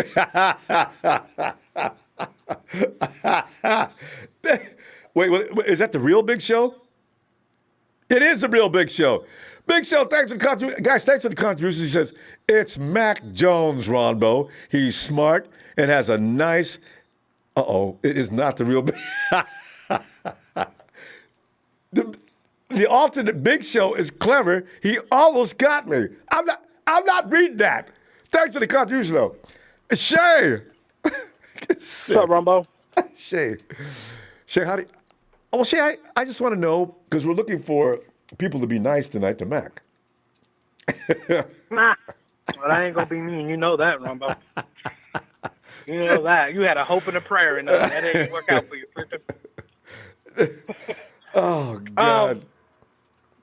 Go ahead. No, Ronbo. I mean, listen. I mean, I know we've been talking about quarterbacks. I mean, that's the biggest thing. And I love how you're always trying to like change it up and ask great questions. Like, I know, man. People don't want to do it. We're gonna sell the Yeah. roster. Everybody. I'll just say this: whoever said that last comment, they said the same thing. Bucky Brooks said that. I was gonna say that too. And again, my only thing is also too like, if Mac Jones comes here, I feel so sorry for him out of all the quarterbacks. Even if we draft Trey Lance or Justin Fields, because majority of the fan base wants somebody else besides Mac Jones. Because they think that they see that in Jimmy or they see a Kirk Cousins and they're like, bro, why are we trying to, emulate the same thing we got? Anything. Yeah, exactly. Why are we trying to bring back the same thing? So my thing is like, Mac Jones has all the odds stacked against him because he's already going to have half the fan base against him, and he's going to literally have to win them over. Shay, hold that thought right there. Hold that right there because it's important. I got to tell this caller, I don't want him spending any money. Jay on Zoom, don't use don't use choose phone audio. Choose device audio. Okay, choose device audio because it costs money, right? And I don't want you spending any money. All right, Shay, continue. Oh yeah. So no, my whole thing is like Mac Jones, right? Mm-hmm. The fan base is already going to be against him. He's going to have to come in and win it over. But if the pressure will be on him more than any other quarterback. Because like I said, like look what they're saying for Trey Lance, right? They're making the notion. Okay, well, hey, Jimmy will be the starter. Lance, you can learn the playbook. So he's already like Lance is already getting a pass, right? Mm-hmm. Like, hey, you come in the NFL, take your time. We'll groom you. We'll get you ready. Mm-hmm. And so everybody else is like expected. Well, if Mac Jones is supposed to be pro ready like everybody else, then we should be able to throw him in the fire, immediately, right? And if it doesn't work out, then I don't know what that'll do to him. Like, I don't know what, that pressure is completely different, right? He becomes Nick Foles. Yeah. Right. It's different being like a second or third or fourth round draft pick than being the man when you're drafted number 3. Like, the amount of pressure that's going to be on this kid is going to be insurmountable, simply due to the fact that not only is he the third pick in the draft, but national they moved champion, up and gave up future capital. Yeah. Right, they gave up future capital for him. So, like I said, like, out of anybody, I feel sad. The only one I feel sorry for is Mac Jones. Like I said, I'm a Justin Fields guy. I want Justin Fields. Whoever they draft, right? I'm obviously going to support because that's just our team. Like I said, I want Lance or Fields. I don't mind either one of those two. But if it is Mac Jones, then hopefully the kid can take the pressure and just, his mindset has to be, tough as nails, man. Because like I said, he's going to face a lot of scrutiny. Him and everybody thinks this is all going to go away. It's not, because Justin Fields, Trey Lance, and possibly Mac Zach Jones Wilson, because the Jets are still mums the word in New York. That's amazing. Yeah. And Zach Wilson too, Ron. But these guys will all be paralleled, compared for the rest of their careers. You know what I mean? Simply because those are the QBs in this draft, right? And, he'll always be considered, if we take Fields, it'll always be like, well, damn, what if we took Mac? What would happen over there? Or if we take Mac, well, what if we took Trey Lance instead of Mac? There'll always be that what if between all 3 or 4 of these quarterbacks. So, yeah. But, Trey, to touch on, wait. I'm going to ask you a question right there, though. Now, after Mitchell Trubisky was picked up by the Bears, were you concerned? And how did you feel about Mitchell Trubisky at that time? These are things you can look back and reflect upon to actually give you an idea as to what's going to happen next. My notes. I said, like, I'm gonna be honest with everybody. I didn't even scout Mahomes when he was coming out, but I did scout Watson, and I said Watson's gonna be the best quarterback in this draft. Now, it's still debatable. I mean, obviously Mahomes looks better because he's won it, and the whole allegation thing with Watson, but to me, Watson was the best pocket passer. He was just great on talent first, alone. He could carve you up. Right, and again, like I said, he lost the championship, right, against Alabama, came back, ran it back again the second year, and then he had the game-winning drive to win that game. And it's just like, bro, this kid is tough as nails. He has ice in his veins. He showed up when it mattered, right? And so my whole thing was this. When they valued Mitchell Trubisky and the Niners traded back and, we went to 3 and they moved up for Mitch, I said, I was like, okay, I think Mitch is going to be cool. But I was like, I don't understand. And, I looked at his statistics from North Carolina. I'm like, okay, well, he did passes. But I was like, it seems like they went with the guy with the highest floor. And I'm just like, We'll see how that turns out. And it turned out that he just couldn't translate in the league, Ronbo. You know, just because you draft a guy with the high score doesn't mean they're going to pan out. The league is a different beast, Ronbo. And the league is a different beast, and I think. And that's what the spotlight has been reflected probably from the guys like Mitchell Trubisky onto Mac Jones. Right. And Jones is coming in with that kind of comparison being made.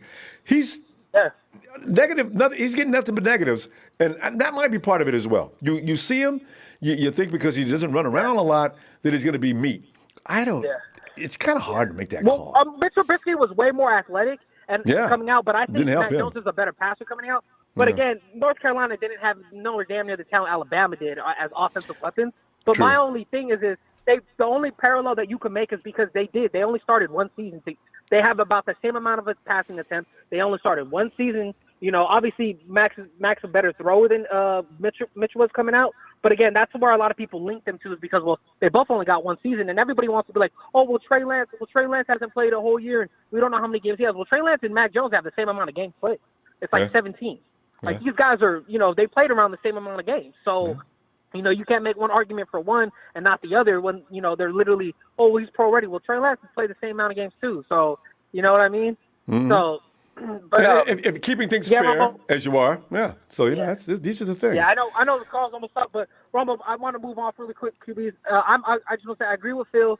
I think cornerback, it has to be. I took him in my mock draft. I think a lot of the guys in their mocks took the cornerback as a second pick, which it should be. Because, like I said, you're one injury away from either Dante Mosley Johnson or, trotting out on the field. From Dante Johnson trotting out there, and you will go from a top cornerback or a top DB system to one of the worst immediately. If Barrett goes down, it's going to be Mosley and Dante Johnson out there. Like, imagine that, right? No. And we're banking on someone who has a medical history problem. Right, we're banking on someone who has a medical history problem to stay the whole season. So my thing is that you have to get a cornerback. You know, there's a lot, and there'll be some good ones, Ronbo, like Tyson Campbell. I've already said Tyson Campbell, Eric Stokes will be out there. You know, a lot of good guys.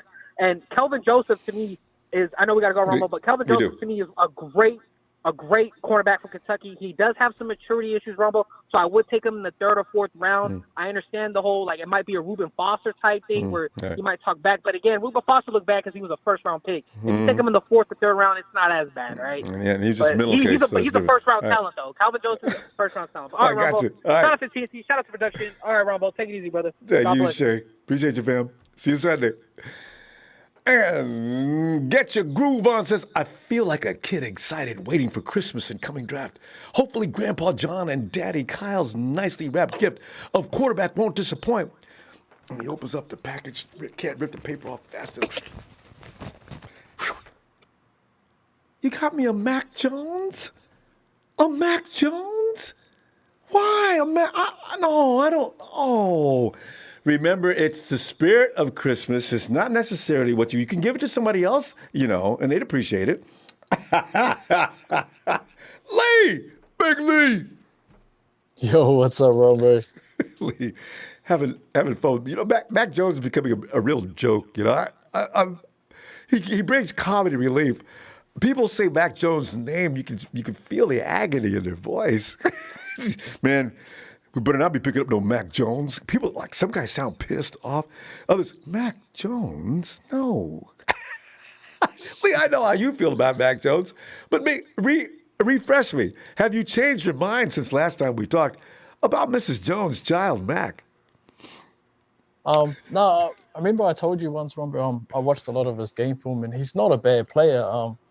You know, he's good. He's a great pocket passer. He can sense pressure. He holds onto the ball. He moves in the pocket and still tries to make the throw. You know, and he's very accurate. He's a very good player, but he doesn't have that talent or that upside that other guys like Trey Lance and Justin Fields do. And when you're picking that high in the draft, you know, you should be wanting the most talented player at that position. You know what I mean? See how Lee is? Some people just don't like Mac Jones because of beer gut and things like that. Lee comes in and breaks down the guy's skill set. See, that's a difference. Lee, that has to be appreciated. I agree. Yeah, I've got like 9 friends, Ronbo, I told you that are they really like Mac Jones, and one of my friends, he likes Mac Jones, but he says, you know, Justin Fields is more talented player, and that's obvious, you know. if you want to play safe and you feel like, oh, you just want to take Mac Jones because he fits the system and you think that's what Kyle's going to do, well, then, yeah, good on you. But to me, remember what I said from the beginning, Ronbo, BPA, you take the best player available. And when there's a guy with obviously more talent, you've got Jimmy G there, so you've got time to coach the guy. And when you're a guy like Kyle Shanahan, you should be able to coach the best player, the guy with the most talent, and turn him into the best player. Should make your life easier, right? Yeah. Yeah, so, honestly, I hear everyone talking about it. I actually would rather take Mac Jones over Trey Lance, Ronbo, the more and more I watch film. Really? Because to me, Trey Lance this is the new one. Yeah, go ahead. Because to me, Trey Lance, he does have the high upside, but he's also, I think he has the most work to do out of all the top 5 quarterbacks in this draft. He's the least seasoned. At least with Mac Jones, he's won a national championship. He's played in the SEC, Ronbo. That's a big thing, when you're going against the best athletes in college and you played them week in, week out. That. Yeah, that's scary. Yeah, especially LSU. And the problem to me is when you compare, say, a Lance and a Mac Jones, is the quality of opposition they've faced and how good they've been. Mac Jones has been a lot more accurate than a guy like Trey Lance, facing a lot tougher competition. And I just feel like with Lance, it's all you're hoping for is potential. You're hoping further down the track he's going to develop, and that's why I like Justin, because Justin, he's already showed he can play at the top level in college, and he's already beaten guys like Trevor Lawrence, and he's beat Clemson's, and he's played in the national playoffs. And if you had put Justin Fields on that Alabama team, I think he wins that championship easily, Ronbo. When he faced Mac Jones, he didn't have Najee Harris. Maybe he's one of the top 2 running backs in this draft. He didn't have a offensive line as good. There's only one other Ohio State guy that might be drafted in the first 2 rounds, and that's Wyatt Davis, the guard. So, yeah, I feel like, that's a big thing with Mac Jones is nobody's picking Mac to go in the top 5 or even in the top 10 if the Niners don't take him. And that shows you that a lot of this stuff is just media hyping it up. Yeah, Lee, the wide receivers, Chris Schultz was in a few days back, and he says, Fields had a pretty potent arsenal of receivers as well. Do you not agree with that? Well, nowhere near compared to a guy like Mac Jones. Ronbo, is there a Ohio State wide receiver going in the first round this year? No. Is there one going in the second round this year? No. Is there one going in the third round this year? So you know what? No. This is when he said that, as I say, I don't study college football enough. They had some good receivers, Ronbo, but they weren't to the level of Alabama. There's Garrett Wilson and Olave, but Olave pulled out of coming out this year because he knows he wasn't going in the first round, and he might not have gone in the second round. So you know what I mean? This even though they had Ohio State gets a lot of 5 stars and 4 stars like Alabama. Alabama has had a far better recruitment of players 5 of the last 6 years over Ohio State. Only once Ohio State had a better recruiting class than Alabama in the last 6 years, Ronbo. I looked that up last week when I heard Chris Schultz trying to say they had more 5 stars. Oh, you saw Chris saying that? It's so funny because he always tries to fact check me, so I got to be on my game. Yeah. Bama's going to do this every year. Look for them to also come out with the All-Pro team next year. This is just what they do. Yeah, and is that my brother with the wide receivers? Is that Jack in the background? Yeah. Hold on, Jack. I know he's a big fan. I'm like Jack, guys like Pitts and Waddle, they're great talents, Ronbo. But now that we're at 3, we got to go quarterback. So whoever it is, I just hope they're going to end up being good at the end of the day because we know the decision's going to fall on Kyle. But I didn't agree with the other corner, Ronbo, that said we didn't need a receiver because we do need a receiver. If you're going to count on Richie James and Calvin Benjamin, Benjamin hasn't done nothing in the last 3 years, Ronbo. He's done nothing. So Travis. For us to rely on him, Richie Kendrick Bourne, even though he wasn't a number 1, he did a lot of work for us on the offense. He was Mr. Dependable a lot of the time. And so if you can get a guy like Elijah Moore, Tooney, I like him. Any of these guys, man, they could be huge to our offense. They remember. And you know what? People don't give Kendrick enough credit. Kendrick was key on some of those blocks that broke our runs. That was Kendrick. Because you look at some of the film, you don't notice what's going on. You're looking at the runner. You look at Kendrick Bourne. Look at 84. And then you say, whoa. Yeah. That was, and he made a lot of tough catches, Ronbo. And a guy like Elijah Moore, why I like him is because he's going to get a lot of receptions. He's going to do a lot of work. And he also makes it easier on a guy like George Kittle and them, People like the Army and stuff too. Lee, We're gonna run out of time though. We already did. I see. We always with you. The clock seems to run out really quick. No worries, Ronbo. Thank I mean, you. I don't mean Shout that out to mean to everyone anybody that else, calls but Lee, he's running the info, the stuff, all of it down so fast. The pretty soon the clock's like, bah, whoa. Anyway, we'll see you Thank you, Sunday, Ronbo. okay? All right, Lee. See you, go Niners. Oh, God. And there's, is that cents a million? Is that what it was? A million man. There is no way to justify Jones over Lance Fields. And there really isn't. When you look at every last intangible, there really isn't. But I'm saying I don't know if the gap is as wide as some people make it. You know, Jones I don't know if he's that bad. Lee just broke it down. What Jones does do well, he does really well. So, but what the other guys do, they're up above him to begin with. And that's what I think what people are talking about. Thanks for the contribution. Million. And Jay, let's see if Jay's got things worked out now. Jay. Hello, Jay. Hello? Yes, Jay, come on in, man. We've been waiting on you. You can hear me, right? Loud and clear. I love when people ask me that. Okay. You know, honestly, like Mac Jones, I think he's the next Tom Brady, honestly. Like all right. Like his body is amazing. In what way?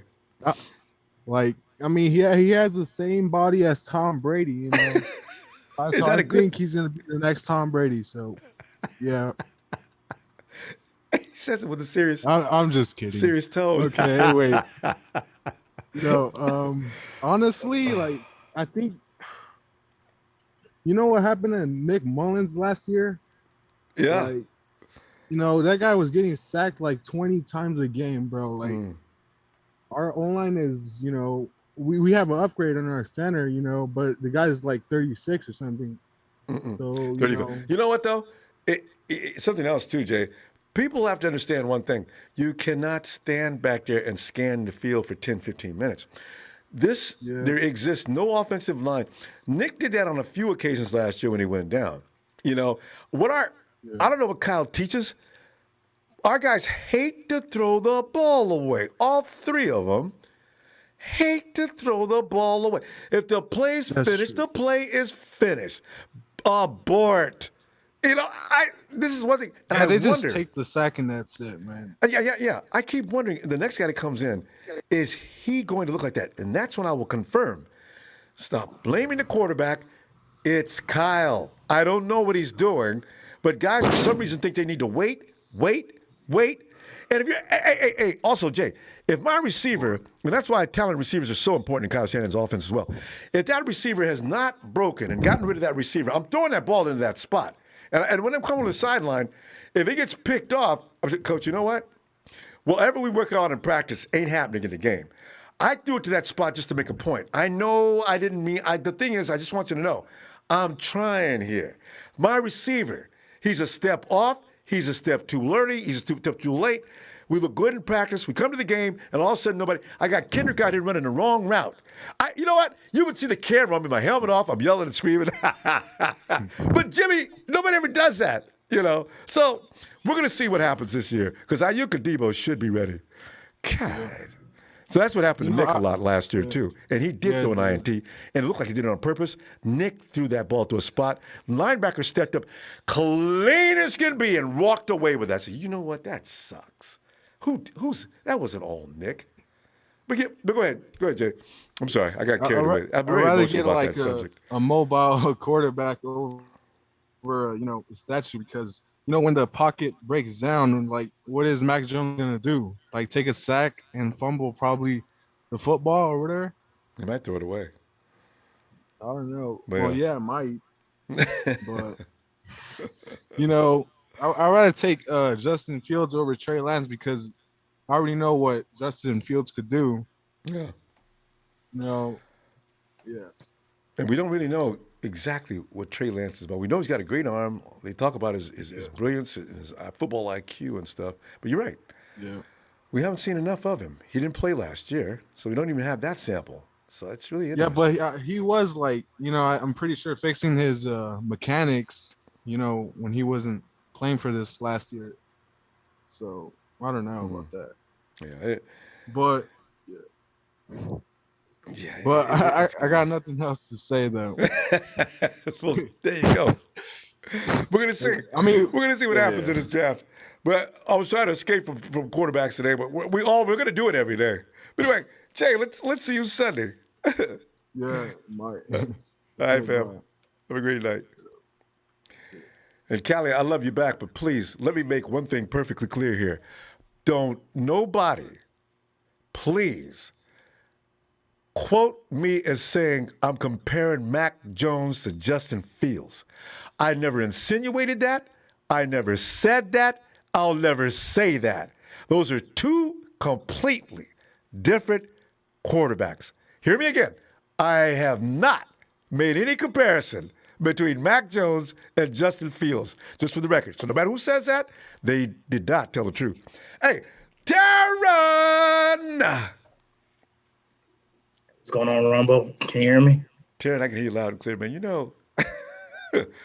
I'm like, as I said, I was trying to get rid of the quarterback conversation. We're not going to stop doing that. You know what, Taryn? Every time we come in here, I'm going to start off by saying, let's talk about this, let's talk about that. And then go ahead, I tried, and get back to the quarterbacks. But Taryn, since it's so much fun tonight, how do you feel about Mac Jones with only a few days to go? It's funny. I agree with was it Layers? No, it was Shay that said I kind of feel sorry for Mac Jones. He's going to be the most hated QB on the Niners if he's drafted before he even puts the pads on. So I know, right? It's kind of I kind of feel sorry for him.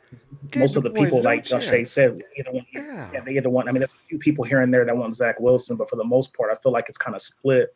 Well, no, I feel like it's like Justin Fields has the edge right now, and then I feel like it's Lance, then Wilson, and then it goes to Mac Jones in the second round. I think Jones is going to have to. He's going to have to be almost perfect. He's going to have to be almost perfect for him not to get booed and not want people to for him to call him for his head. You know what I mean? So, Terry, I think I got to tell you, I think he ends up if it drops to Belichick and lets Belichick trades up, and Belichick may trade up to get him. He drops into Belichick's lap. Belichick's having visions. I think I got my next Tom Brady, and this kid at least do what I tell him. Probably. Yeah, you're probably right. So, but the thing about the Lance, people are kind of hating on him about his throws. But if you look at North Dakota State, they're so dominant. If you look at some of his games, for the first half of football, he'd be like 13 for 20 with 4 touchdowns at halftime. So when second half came around, they're beating the brakes off of teams 28-0 or 35-10. Teams so got second all half they can do of is games, throw. they did a lot of running of the football. So that's all they did was run the ball because he didn't have to throw when you're up for touchdowns. You know what I mean? So he really, that's why he didn't have to throw games, because a lot of the teams he played with, North Dakota was like the Alabama, like people say, because they were so dominant. It was just like, okay, let me go first quarter, second quarter, let me throw to get us ahead. Let me throw 3-4 touchdowns, and then all of a sudden, let's run the football. That's why he ran. So, but going on the topic that you had, looking at our roster, and I'm so happy, we've added some depth. I'm still being surprised by some of these moves because I'm like, how much money do we got?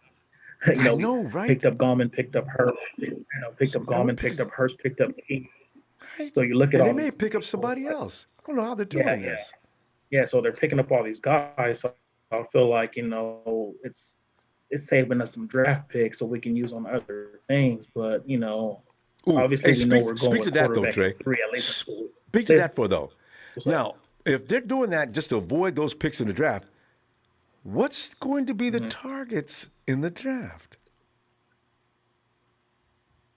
So I believe I'm kind of on the bandwagon with I don't know.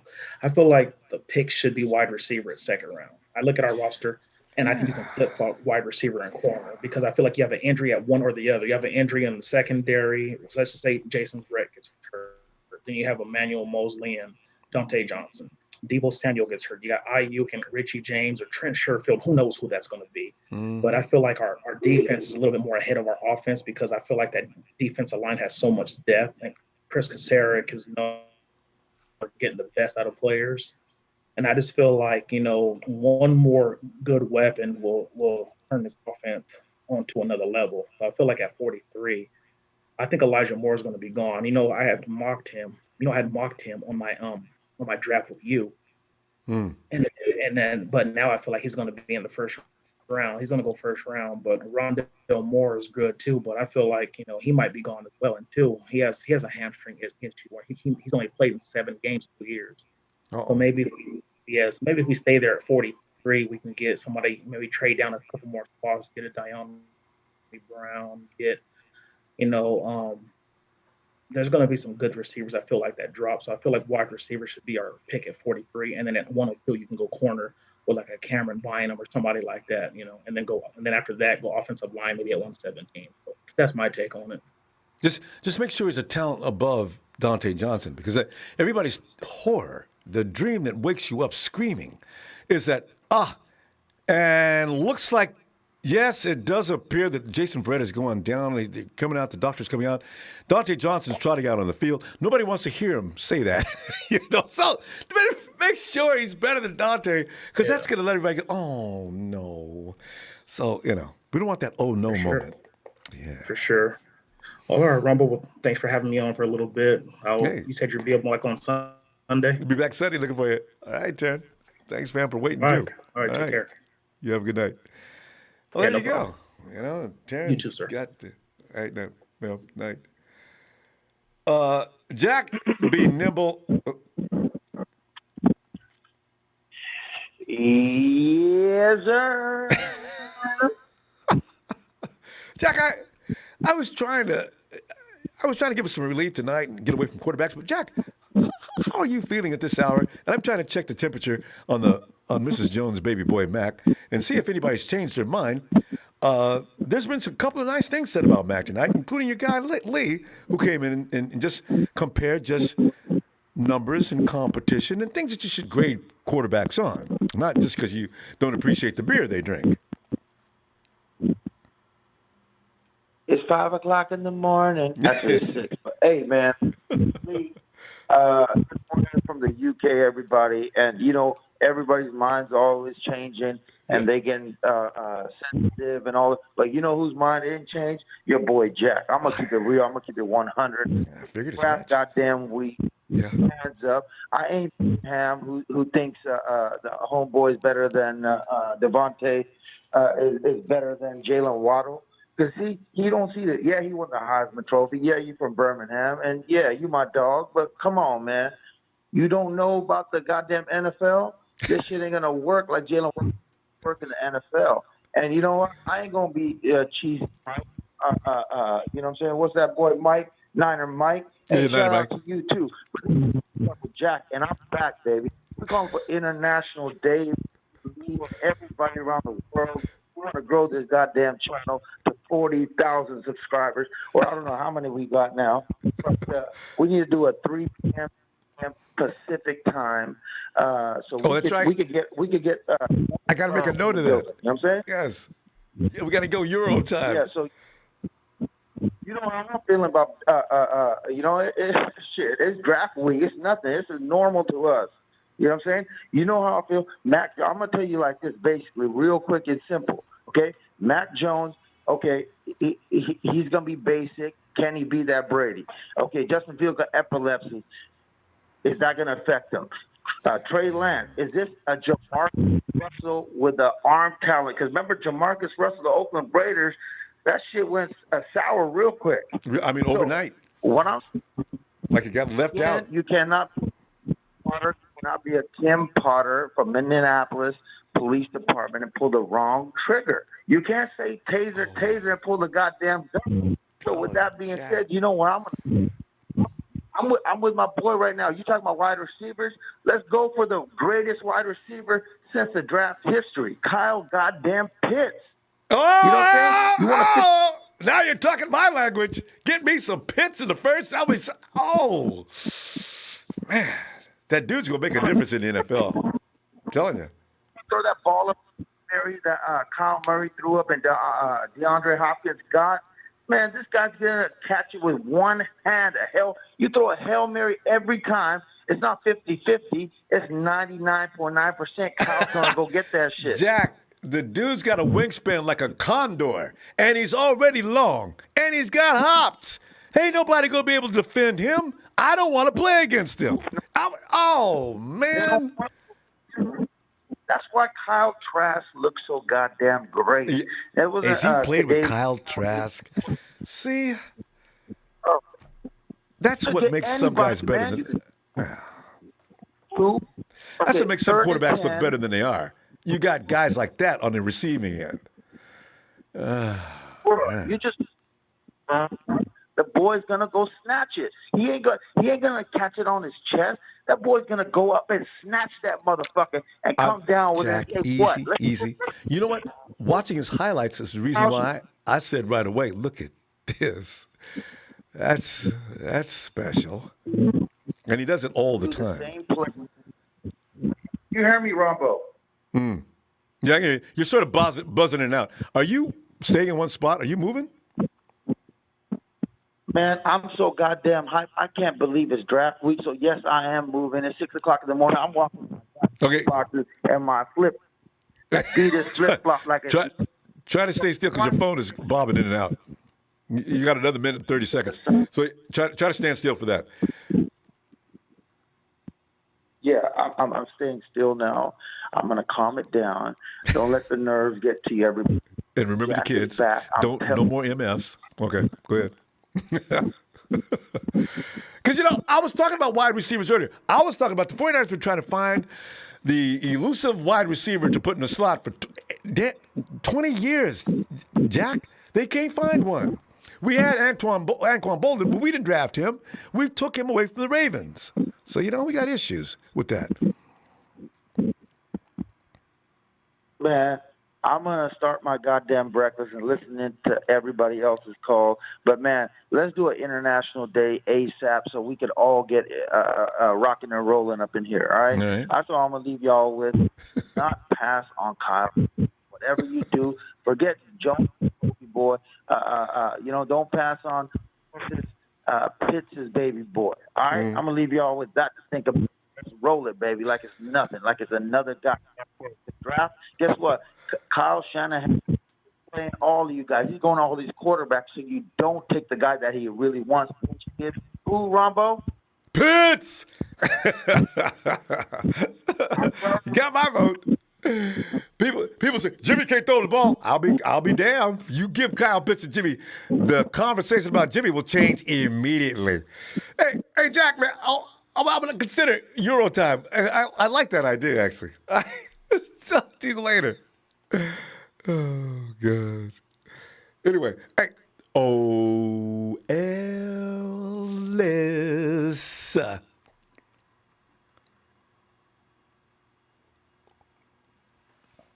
Ronbo. Ellis. Ooh, and sorry about the other night, Ellis. Do you hear my explanation on that? We had to cut it a little short that night. If you got in after a certain amount of callers ahead of you, we had to stop. But Ellis, get it all off your chest today. And Ellis, I'm enjoying this question tonight because the reactions are hilarious. If Mac Jones, how do you feel about Mac Jones at this particular hour on this particular day with only 6 days before the draft?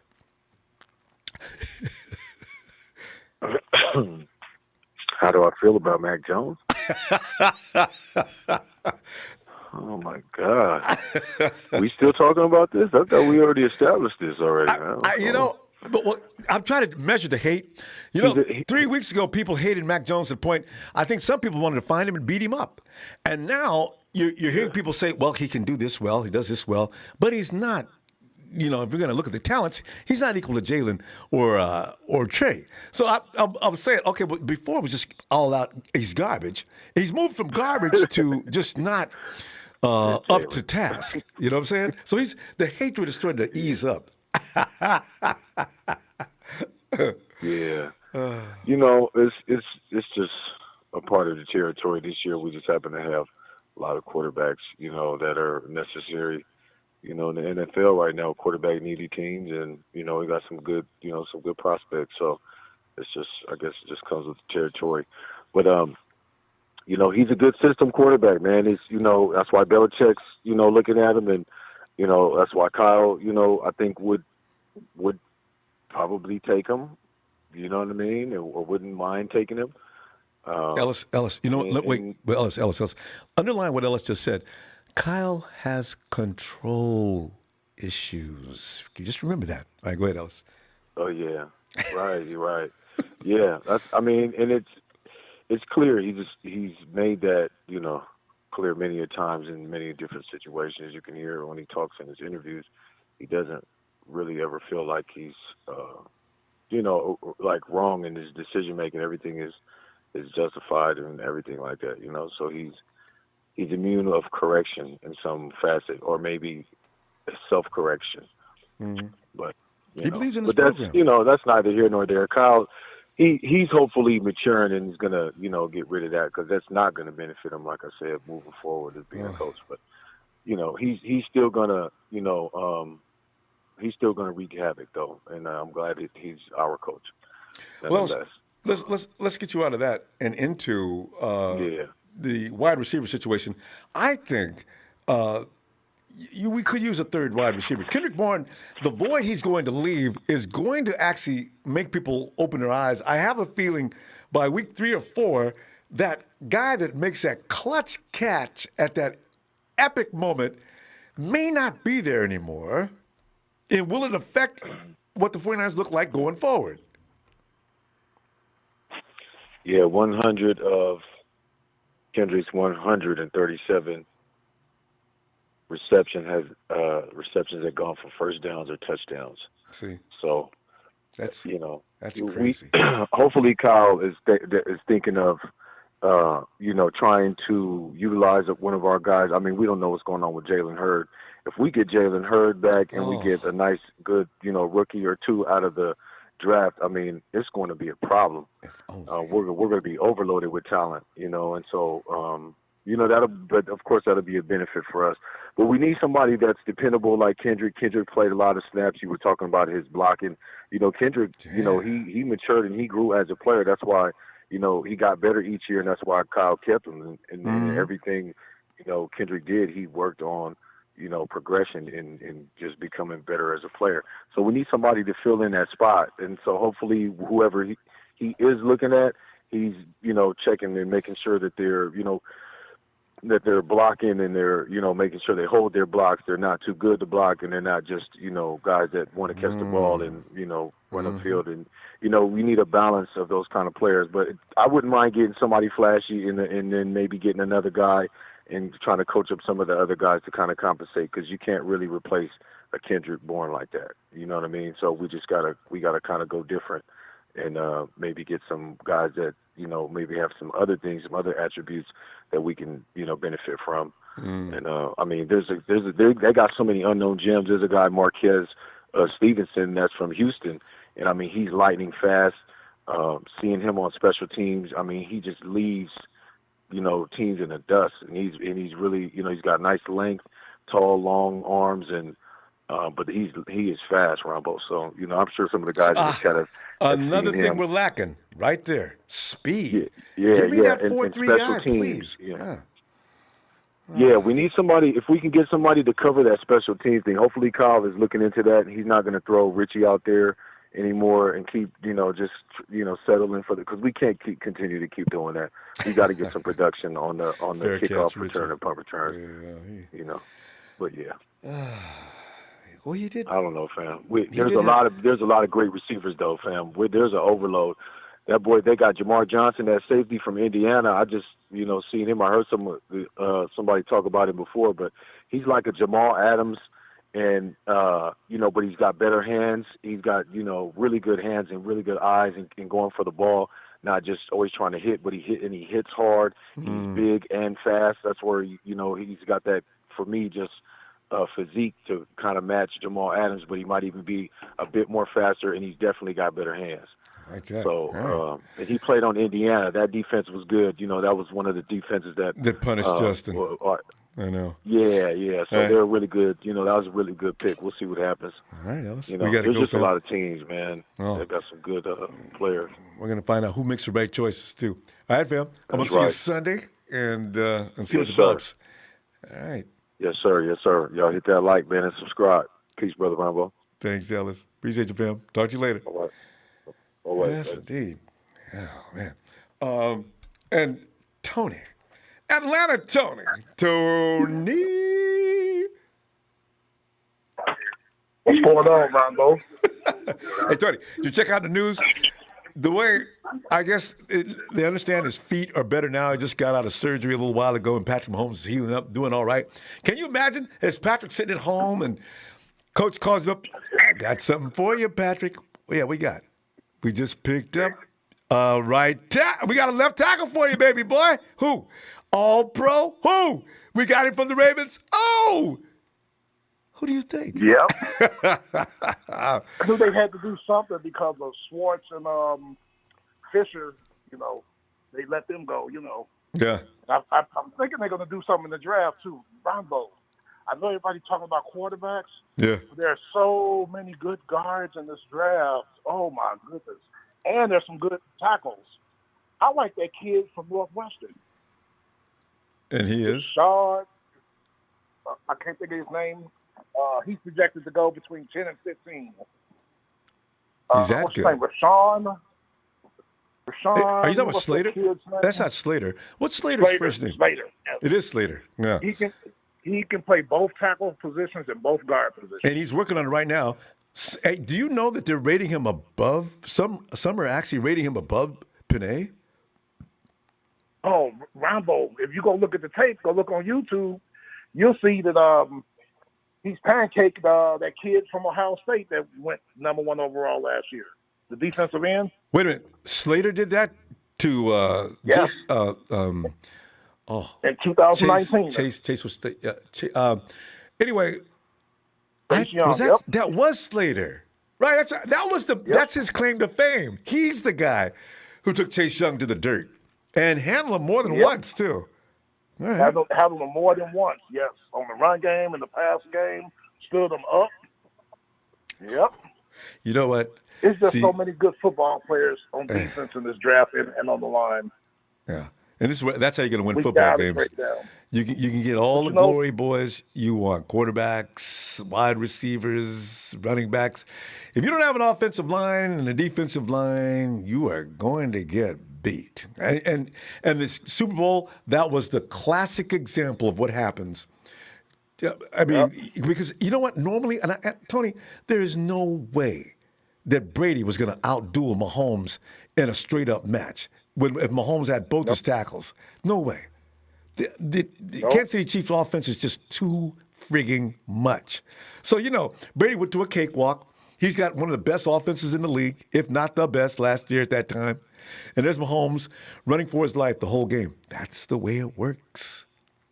Mm-hmm. They got hot. And like you said about the offensive line, Ronbo, and I hate to keep going back to Super Bowl 51, but after Julio made that great catch, the first down, we ran it, lost the yard. Second down, they sacked Matt Ryan. And then third down, a penalty. We got pushed back.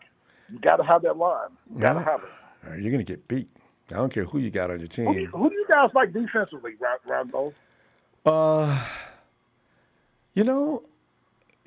We're getting the kid Farley's getting a lot. Cornerbacks are mostly the 49er flavor for the last few days because we're not thinking edge anymore. We got plenty of defensive linemen. We're looking mostly secondary and just any name the top Farley's, Surtain. Say again? Asante Samuel Jr. out of Florida State. There's a name I've heard a lot of. He's like the 6th rated corner coming out.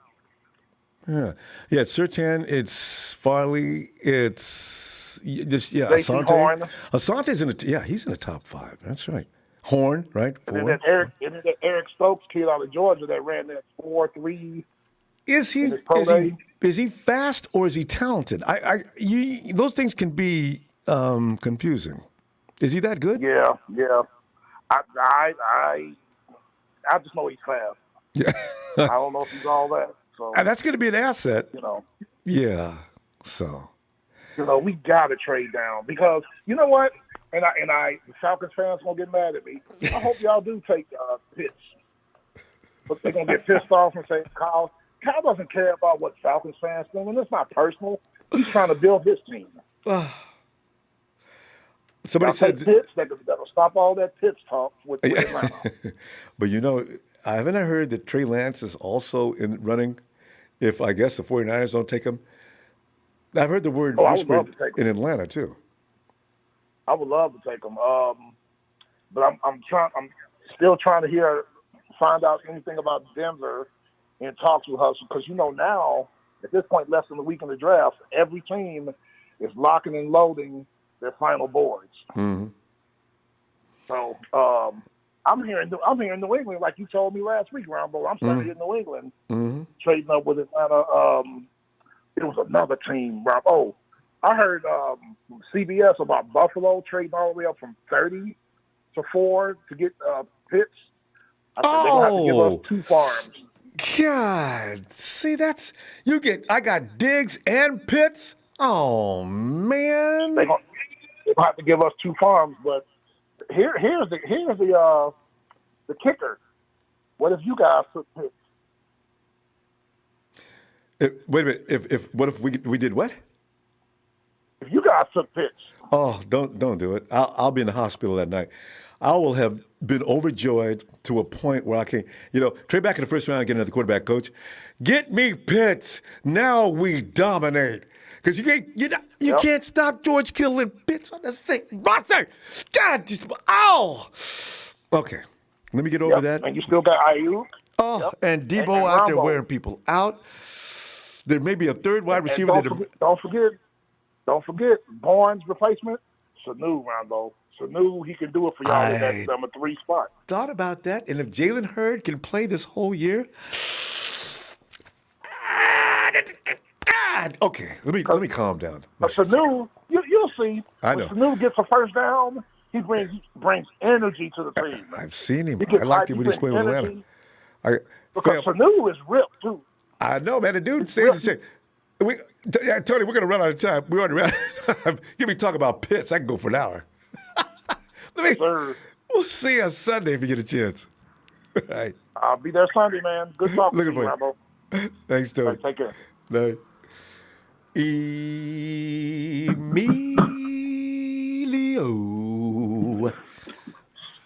What's happening? Emilio, man, I want to know if Mac Jones, have you changed your mind on? I really feel bad about Mac. And as you know, I'm conducting a poll tonight to see how people feel about Mac. I'm going to ask about it next week on up in the draft night and see if the temperature changes. Poor guy. People hate Mac Jones. He hasn't even put on a football uniform for the NFL yet. Well, I just have one question for Mike. What's that? Forget about it, Mike. Yeah. How do you? How did you like Mac Jones so much and he hates Jimmy? How the hell you compare him to Tom Brady? Where did Jimmy come from? You're comparing this guy to Brady, but you don't like Garoppolo? Listen, that doesn't make sense. People forgot all about Garoppolo. All they remember is that throw in the Super Bowl. Most of the hate on Jimmy Garoppolo is based off that throw. This team wins when he's on the field, so that's not a good thing. But that throw in the Super Bowl, had he made that throw, he'd be the most beloved guy in San Francisco and beyond the empire. But since he missed, he sucks. And that's why I don't go along with that group.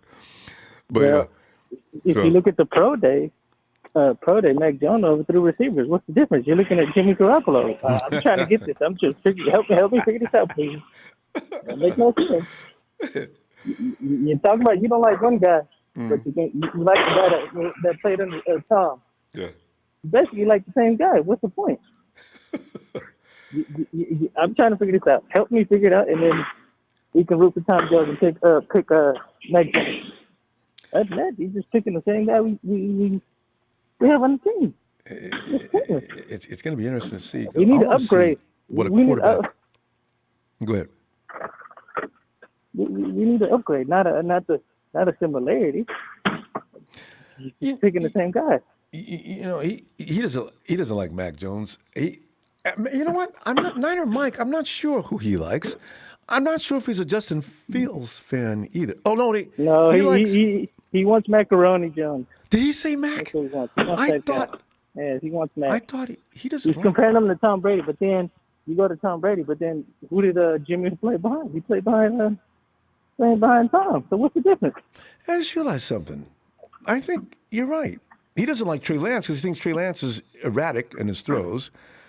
He thinks Justin Fields crumbles under pressure. I don't know why he thinks that. Yeah, you know what? You might be right. I think he does like Jones. He does. He's been hollering about him.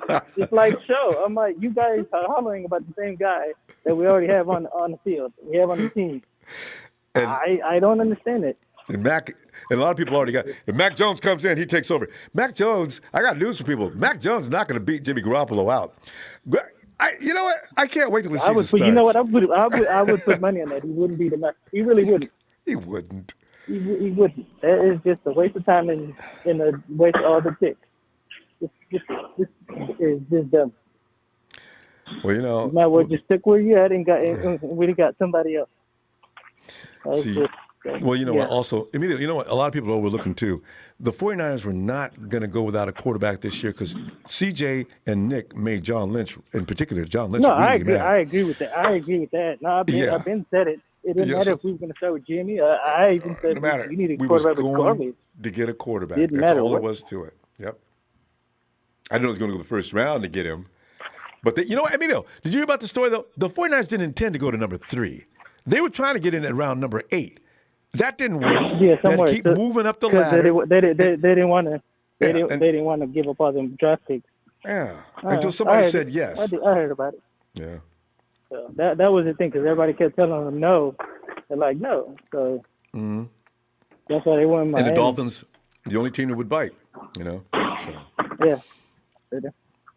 But no. With besides that, I think the reason that we got all these players and some of the signings, I think we might move back up into number 1 after we're done picking our quarterback. Every year they did it. Every year, yeah. So they might just do it, and then at this point, I think if they do that, it might be a corner or a receiver. If they move up, don't know who, but it looks like that's what they're gonna do. So we need both positions. I mean, yeah, more one than the other one. Mm-hmm. But I think that's what they do. They'll get a receiver or get a corner. Because we got to have one. You know what scares everybody to death? All right, looks like Emmanuel Mosley and Dante Johnson's running out on the field. oh no! Oh please, God, no! We do have one more guy though. There's a couple more guys they don't talk about on that cornerback room. The guy we got a few years ago. Forget his name. We got him in 2017. He's still on the team. They've got another guy in the practice squad that they've been keeping hidden. So maybe we might not be as bad. Dante doesn't necessarily have to be out there. I think what they're doing with a lot of the defense is getting just depth. Since that way we got all these players, all these 1 year. I think it's just more for depth, and then put pieces in and out. Yeah. Instead of talking about they won't get injured as much, so that's like let's rotate our defense as much as we can, and it would help with that in that scenario. Just rotate guys in and out every couple of downs or stuff. Just so they don't get tired. That was kind of Right. and then the injury bug they had last year. They didn't have enough rotation. Well, Emilio, we got to go, and looking forward to more from you on Sunday. All right, man. And Niners for life. Yes. All right, fam. Have a good night. It's me with the J-O-B. All right, Emilio. All right, you have a good night. You too. Hey, Jay.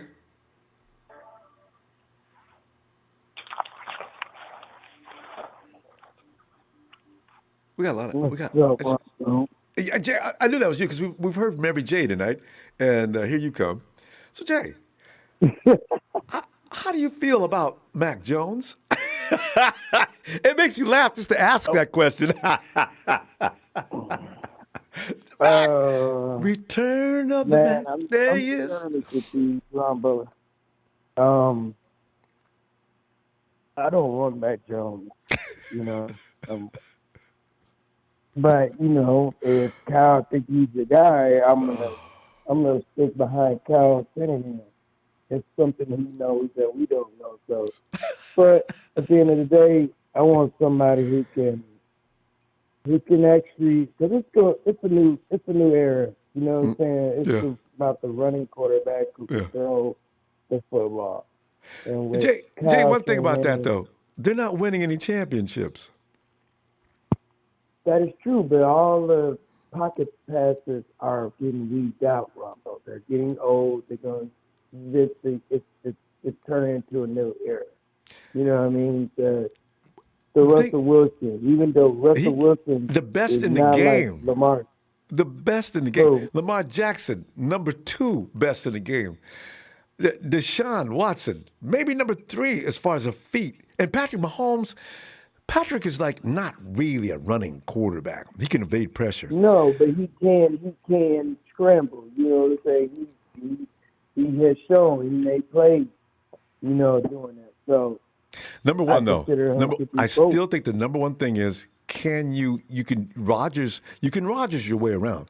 You can maneuver in the pocket, and that's even better than that scrambling ability, because scrambling is going to make you take off when you miss something because you were taking off. Right, and it's just a nightmare when you got to defend that.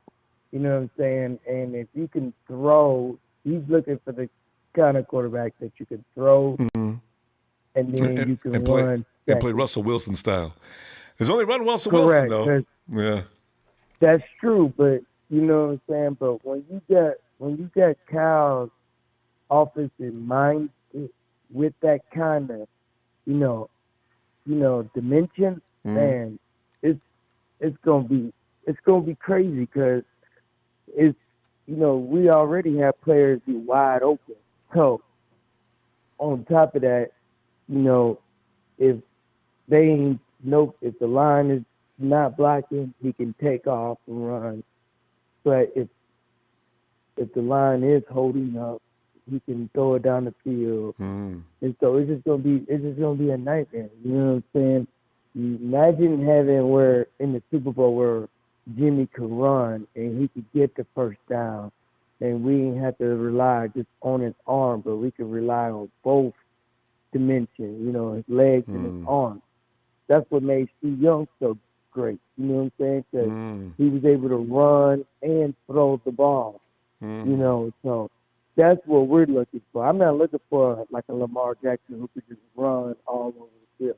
Because eventually, if you get down to a certain amount of points, and it's proven that once they're down, they can't come back. You know what I'm saying? So we're looking for that quarterback who can throw first, run second. So but what I didn't know that Justin Fields had epilepsy. So that kind of scares me now because I wanted Justin Fields, but that really scares me if it's a real severe case or is it a mild case. That's what I want to know. But well, Jay, let me get you off into, because actually I asked that question. It's more of a joke than anything else about Mac. But listen, wide receiver, where is that on your pecking order? Because we already know quarterback's going to be in the first round. Second round, what is you got to get a cornerback. Phil's right. Cornerback's got to be number 2 priority. Yeah. Who's next? Man, really, Ronbo, I look at it like this. 1 or 2. It could be either or, corner or running back. You add running back to it. Okay. Right, because if we can try to somewhat, trade in to try to get Nigel Harris, who we can have, that other dimension of the. I wish ain't gonna be no Najee. No, I know, but I'm saying if we can somehow magically get a trade into, you know what I mean? Like that would be the draft heist. Probably ain't gonna be the next. Yeah, of the century. You got the quarterback you were trying to get, and you pulled Harris, but still you need a cornerback. You got to get the CB. Right, we don't you have- got to yeah. get a TD. Right, you have to get a TD. And you should trade back up in the first round. It's kind of down. It's kind of down my list as far as in need. You know what I'm saying? Even though we got Kendrick Bourne and some left, because we got the genius guy. We draft the receiver every year. That's and then we go get one. It may not be early. Right. But you never get one. Right. It'd probably be later rounds, if anything. But Kyle do love them wide receivers. Yeah. And you know what I'm saying? He was a wide receiver. Right. He was a wide receiver. But I feel like we need to. I think if we can try to magically get our quarterback and magically get our running back, man, we'd be set. You know, but. Oh, man. But we got to go, fam. You know, our clock ran out on this here. But, Jay, be looking for you Sunday. All right? We ain't seen you in a while, too. Right. I get right. you. I've been working. All right. Well, that's a good thing. All right. Yes, sir. I appreciate what you do, brother. Thanks, man. Thank you. We'll see you Have Sunday. a good night. You too. No doubt. Hey, Morgan. Hey, Ronbo. How you doing?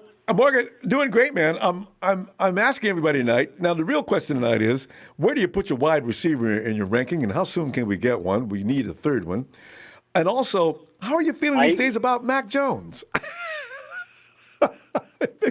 I mean, the same as usual with Mac Jones. If we pick him, I'm not going to be heartbroken. But he's not my choice. I'm all about Lance. Only the Big Show. I think we got three. Terry McDaniel likes him. Big Show. And is there anybody else? Hey, Mac Jones people in the chat, stand up. Let us know. Morgan, go ahead. Yeah, he just doesn't excite me as much as Lance. You're looking for upside here with this pick. You already have the floor with Jimmy Garoppolo. You don't need to get another guy that has the floor. Yeah. You're looking for upside with this pick. So to me, that's or at least potential. Trey Lance. Yeah, exactly. But Yeah. as far as receiver, I mean, second or third round, depending on how the board falls, right? So if there's a lot of good receivers left in the second round, guys like Rondell Moore or Elijah Moore, maybe you'll do it in the second round. If they're not there, I'd say get one in the third round. Mm-hmm. Well, Jordy's the third. I think we're in a good. Yeah. I think we're in a good position to go BPA after we take quarterback at 3, right? Get yourself a starter. You know, somewhere on the team, you know he's going to be a starter. You know. Oh, wait. Daddy Dennis, I see you. Hashtag Mac if you're voting for Mac. I'm sorry. Go ahead, Morgan. so I can find you quickly. I mean, if Kyle chooses Mac, I'm not going to be so upset. I'm not going to, we're not going to be the worst team in the league. Anyway. We're not, the 49ers aren't done if we The thing is, Mac Jones is going to come in the league with a man on a mission. I mean, because he knows people's talking bad about him. I could see him actually coming in and doing well, just because. Any other draft, he could be taken first overall. This is just a really quarterback-heavy draft. Actually, huh? Any other That's draft, true. if he was coming out next year, he'd probably be the first overall pick. From what I heard about next year's draft, yes. Yeah. So anyway, the Moore brothers. He's not a scrub. He's not a scrub. He gets. Oh, I'm seeing a lot of hashtag Max. Yeah, that's the thing. It's wide receivers, and I do think. Morgan, how did you feel about Kendrick Bourne? A lot of people never got over. Every time Kendrick would drop a pass, they would label him as a guy who drops passes. He can make 4 or 5 great catches in a row. Kendrick? Touchdowns, he was first our downs. safety blanket. Yeah, touchdowns and first downs. That's all he did. Mm-hmm. No, that's production we might miss. We definitely need another receiver in there. 'Cause you can't trust Hurd. I mean, I'd love for her to get on the field and play a whole season, but you can't trust that he's coming back. Yeah, see, that's why. So I would love us to get a wide receiver somewhere, or 2 wide receivers maybe in this draft. And they might.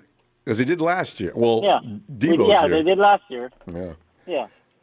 So it's going to be Very tough. wide receiver heavy draft. Yeah. Yeah, see, that's the thing. That means you're going to be talent all the way through the first 4 rounds, most likely. So. hmm And yeah, we got to fit cornerback in there somewhere too. Second, third, fourth. We got to get him somewhere. There's a I priority. think there's a lot there. of good corners in this draft. Yeah. Yeah, you got to get that Just cornerback. depends how the board falls. Yeah. Yeah, because we're You find guys you like on your draft board, and you see where they fit in the draft. Because we don't have to wait till next year. We don't have any cornerbacks, and we got to get rookies to come in and start for us. That's a real scary exactly. thought. So they got to get them this year and get them souped up. Oh, Yeah, it's the same thing next year. You only have one under contract next year. So you got to make a decision on who you're keeping, who you're bringing in. And who's got that long So we'll contract? see. I mean, yeah. Well, but we got to sign Fred. And you know what, Morgan, the way the 49ers sign people should get over thinking you can't sign. 49ers sign anybody they please. You notice that? I don't think Jimmy Garoppolo's money has anything to do with who the 49ers sign or don't sign, right? Like, he doesn't make Jimmy Garoppolo doesn't make a lot of money for a quarterback. Yeah. Well, not He really. Not now. He's kind of average. I mean, for anyone else, he makes a lot of money. $27 million, I'd love that. But for a quarterback, he's not, he's not making a lot of money for a quarterback. Yeah. So... And the 49ers said that at the beginning of the season, too. They acted as if, we're thinking about the cap at this number. If it expands, it's all gravy. God, they gravy to death. And we don't overpay regardless, right? 49ers don't like to overpay regardless. So even if we got rid of Jimmy's $27 million cap, they're not going to all of a sudden... Yeah. So that money's got to be used somewhere. Why not keep Jimmy Garoppolo as long as they have him on the contract? There's no reason... if you have the money to get rid of him, especially if you don't know if the quarterback's not going to work out. Because that's still, if he wins over and over again. Yeah, if he wins next year, Garoppolo he'll fill out his entire contract, guaranteed. Yeah, because again, a rookie quarterback is not guaranteed. No, never are. It's less than 50%. And the top three, probably the percentages are worse. It's probably 20 to 80 they fail. All of them are either average or failures. So that's why you get a second or third round quarterback. Every quarterback in the first round worked out, every single team would have a great quarterback. Yeah. Yeah. No one would be looking for quarterbacks ever. So the best quarterback in this draft, watch him come out of round 3 or 4. Davis Mills could be the best quarterback in this draft, for all we know. We gotta go, Morgan. We're all looking like dummies. I know. We'll see you. We'll see you Sunday, okay? See you Sunday, fam. All right. Looking forward. Night. There goes Morgan. Okay.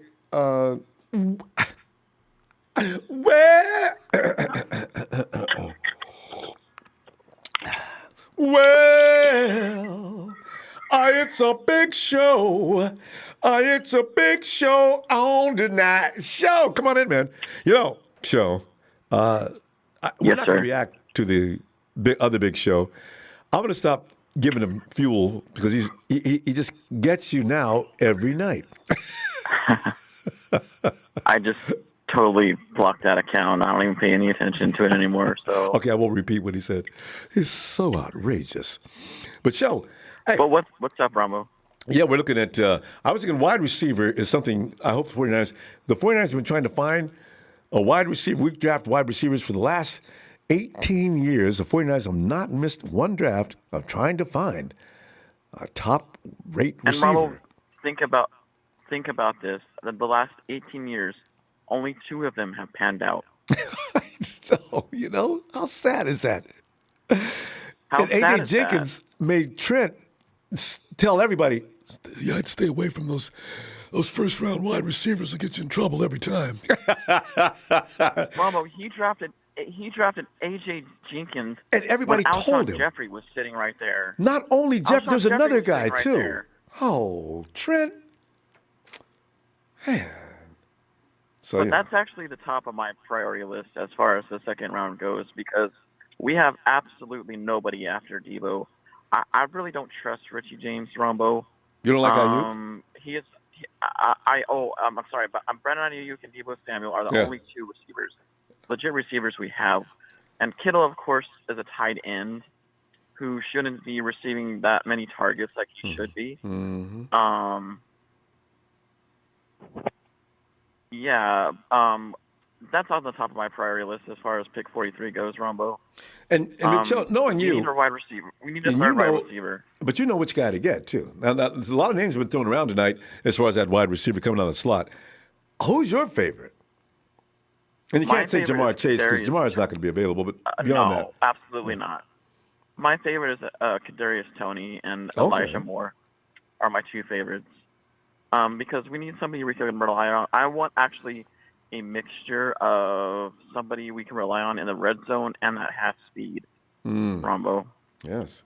You know, like I would like a hybrid version of Tyler Lockett and DK Metcalf put together. That's what I'm looking for.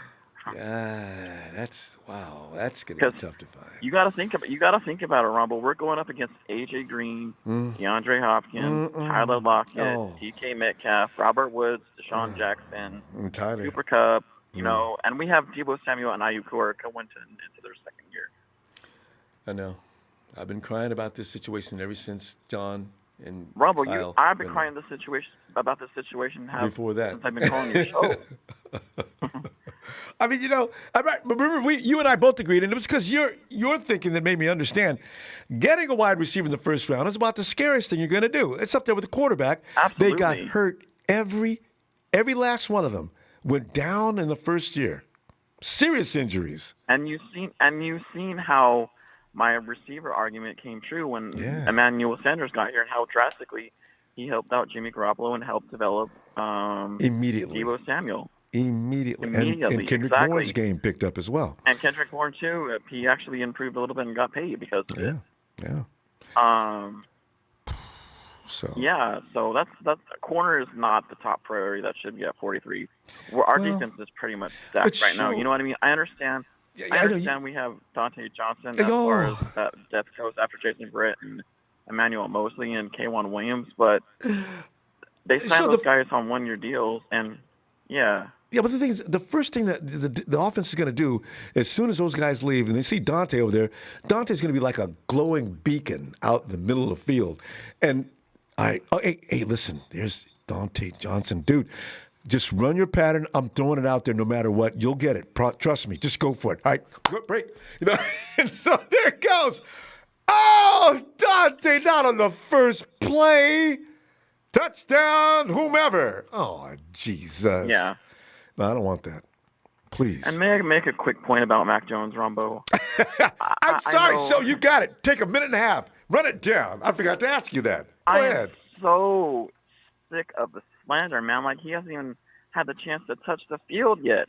And if you actually listen to the calls that call in, they make no argument that's compelling or makes you think, or, you know what I mean? They pick on his DUI that he had in the past. Yes, that's bad. But he stopped going out and partying after his first DUI and buried his freaking nose in the playbook and watched film. Talk about discipline himself and won his team a national championship, for Christ's sake. Talk about he has no ability to move. He has no arm. Some of the other things that they're saying about him. Yeah, that's real funny too. He put up 4,500 yards, 41 touchdowns, and 7 interceptions. Okay, he has no arm. But he has good receivers. He can't throw. He can't distribute the ball. His passes come from beyond the line of scrimmage. Well, no shit. So do half the quarterbacks in the NFL. That's the way you go now. Kyle style. So, exactly. Kyle turned down Tom freaking Brady back in March of 2020 because he does not want his quarterbacks to go off the script. People need to understand that. And people are not going to like what Mike Silver came out with today. You saw how freaking Twitter freaked out today. What Mike Silver put out. I was going to read that article. Get a third pick. Did Mike say something alluding to what you just said? Exactly. Oh, see, I don't say that because people do get mad. But I said, you know what? I keep blaming Kyle. I'm always dropping And names. Ronbo- I blame Kyle for what you see out of the quarterbacks we've had. It's Kyle. Those quarterbacks weren't like that before they came to Kyle. Well, okay. You know how many freaking chances people were giving to give Willett Ruin Foster because of his acts of silliness or his issues that he had. Shall we? You know, Mac Jones made one mistake and he made up for it by winning his team a national championship. There you go. I mean, come on. Yeah, I know. So we're gonna run out of time. The continued conversation about Mac. If we get Mac Jones in the draft that night, though, it's gonna be really funny. I know people are gonna lose their lids. I would invest in Best Buy stock right now because Best Buy is gonna be booming. Draft night. God. All right, Joe. Some TVs and stuff. So, all right, take care. See you Saturday. Shout out to TNT fam. All right, night, fam. And Rakib. Oh wait, was it Tommy Huxley? Tommy Huxley, thanks, Tommy. Mac Salad Jones equals Mac Leonard.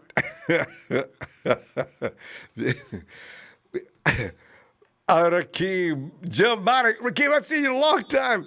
Hey, Ronbo, I hope you had a blessed Friday. I can't wait for the draft to finish and move on. Hey, so true. So we can move on to season activities. God bless and be well, my brother. I agree. Need some strong depth at wide receiver, especially because Kyle beats the brakes off his wideouts. Thanks, fam. And there's Sherry Lewis. Sherry, thanks. Sherry's 55% of his 4,500 yards. Yak. How you cry about Jimmy when he's doing the same stuff as Jimmy? Make it make sense, Big Show. Sherry, I want to just say something about that. It is according to plan that you do that. Nowadays, you don't want to be bombing. You wear the field out. You work it, you work it, work it. I even seen Ben Roethlisberger last night. Games are getting shortened up, guys. So as far as you can see a lot of downfield bombing, that actually stopped a couple of years ago, maybe longer. You work that play and get it in when you can.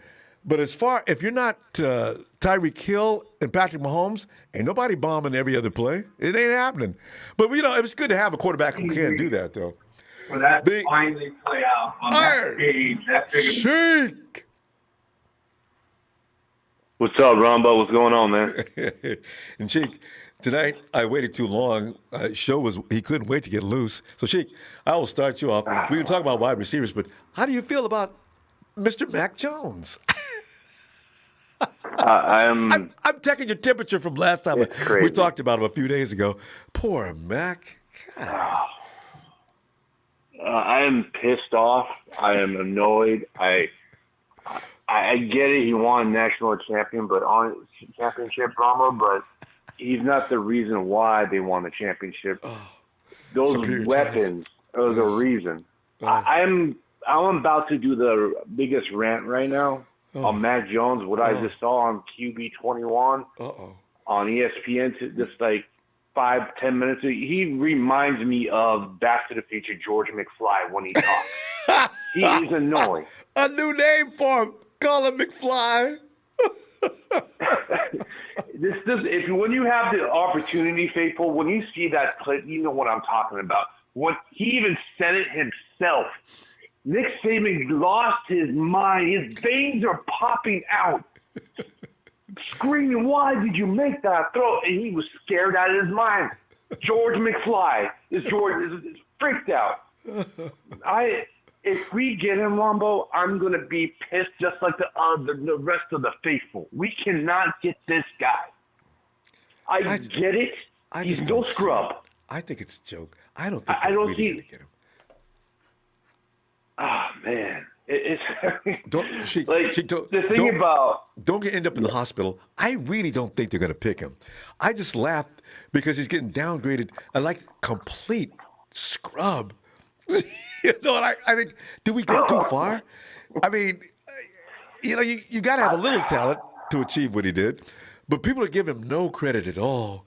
Just terrible trash. You see these buckets, trash cans next to people's chat. Just one trash can after another.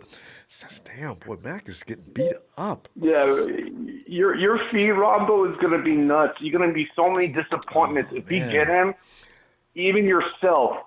I enjoyed the Solomon Thomas when we got him, but at the end of the day, it was It hurts my heart now, but it is going to be worse. Your feed is going to be the worst if we get him. You're going to lose your mind. You're going to be walking out of your room, and you're going to just.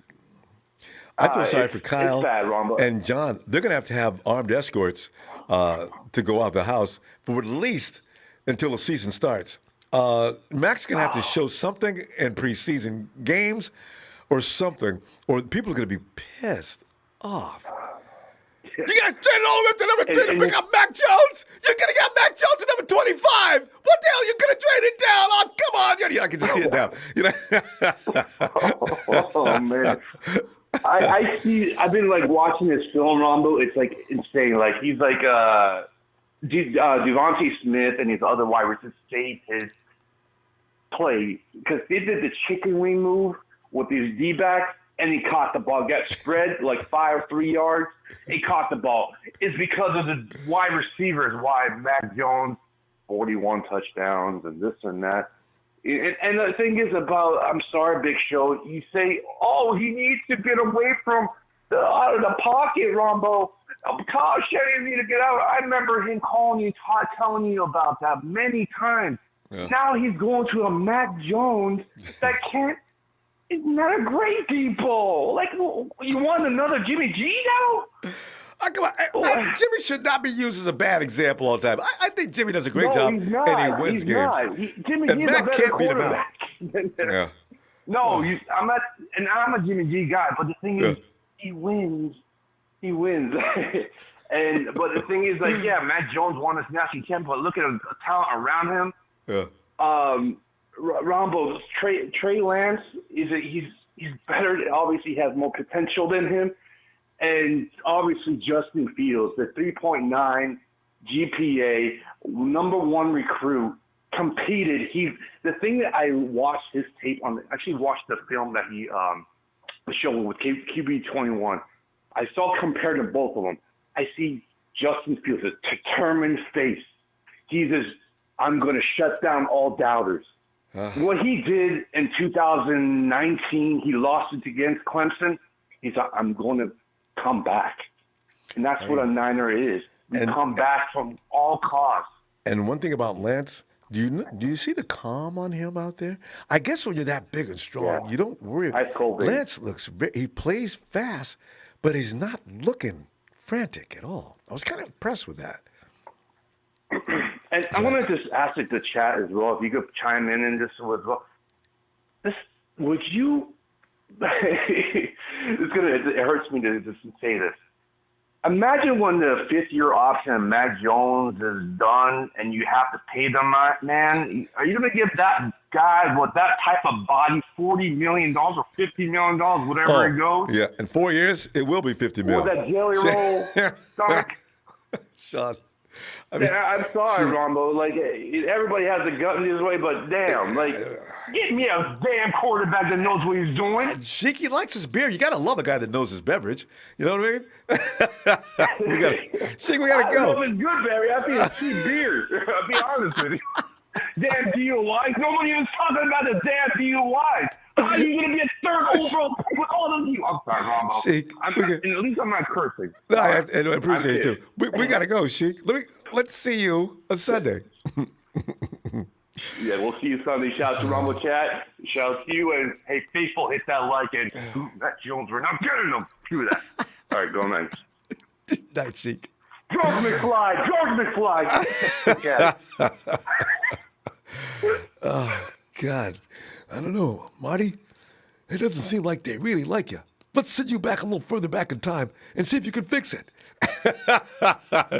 It's an Oath. Hello, Oath. Hey, Ronbo, how are you? Fine. I'm just having fun tonight with Port. You know what? It's kind of evil what we're doing tonight here, Oath. We're having fun at the expense of Mac Jones, who really doesn't warrant this kind of beatdown yet. He hasn't entered the NFL, but I've never seen a guy hated like this before he even enters the NFL. You know what? It may be this, Oath. It may be because people have listed him as a number 3 prospect to be pulled in the draft. Maybe nobody would be talking about Mac if he was just left alone and not ran up on the board. Maybe that's what it is. But no, how do you feel about Mac Jones? So I'm wondering, was Mac Jones even the best player on his team? Somebody wrote that in the chat. Mac Jones wasn't even the best player, not only on his team, but in the state of Alabama. or was he the best player on his offense? Well, actually, no. I guess because I know that Heisman. Justin Fields and Trey Lance were the best players on their teams. You know, and in fact, they're the best player in their division. So I'm just wondering, was Mac Jones even the best player on his own offense? Devontae but what I really want to bring up is why I've been hearing a lot. You know, tonight I've been listening, and why aren't people talking more about what Kyle Shanahan really wants, right? Like, or rather, who he respects. Because if people are thinking about that, they would be bringing up John Beck, right? Yeah, because that's the guy who's doing Kyle's examinations. He's like a doctor out there now. Exactly. I believe someone already brought this up, but Mac Jones, he has the same amount of starts as Trey Lance. But why is it that Kyle Shanahan specifically had John Beck have him train Trey Lance, have him train Justin Fields? He trained Wilson, but he never asked to train Mac Jones, even though he has the same amount of starts as Trey Lance. And I know that, you know, the 49ers, they don't really respect Saban's evaluations, especially after Reuben Foster ordeal. Well, yeah. But just to due diligence, wouldn't you ask at least one question about the quarterback?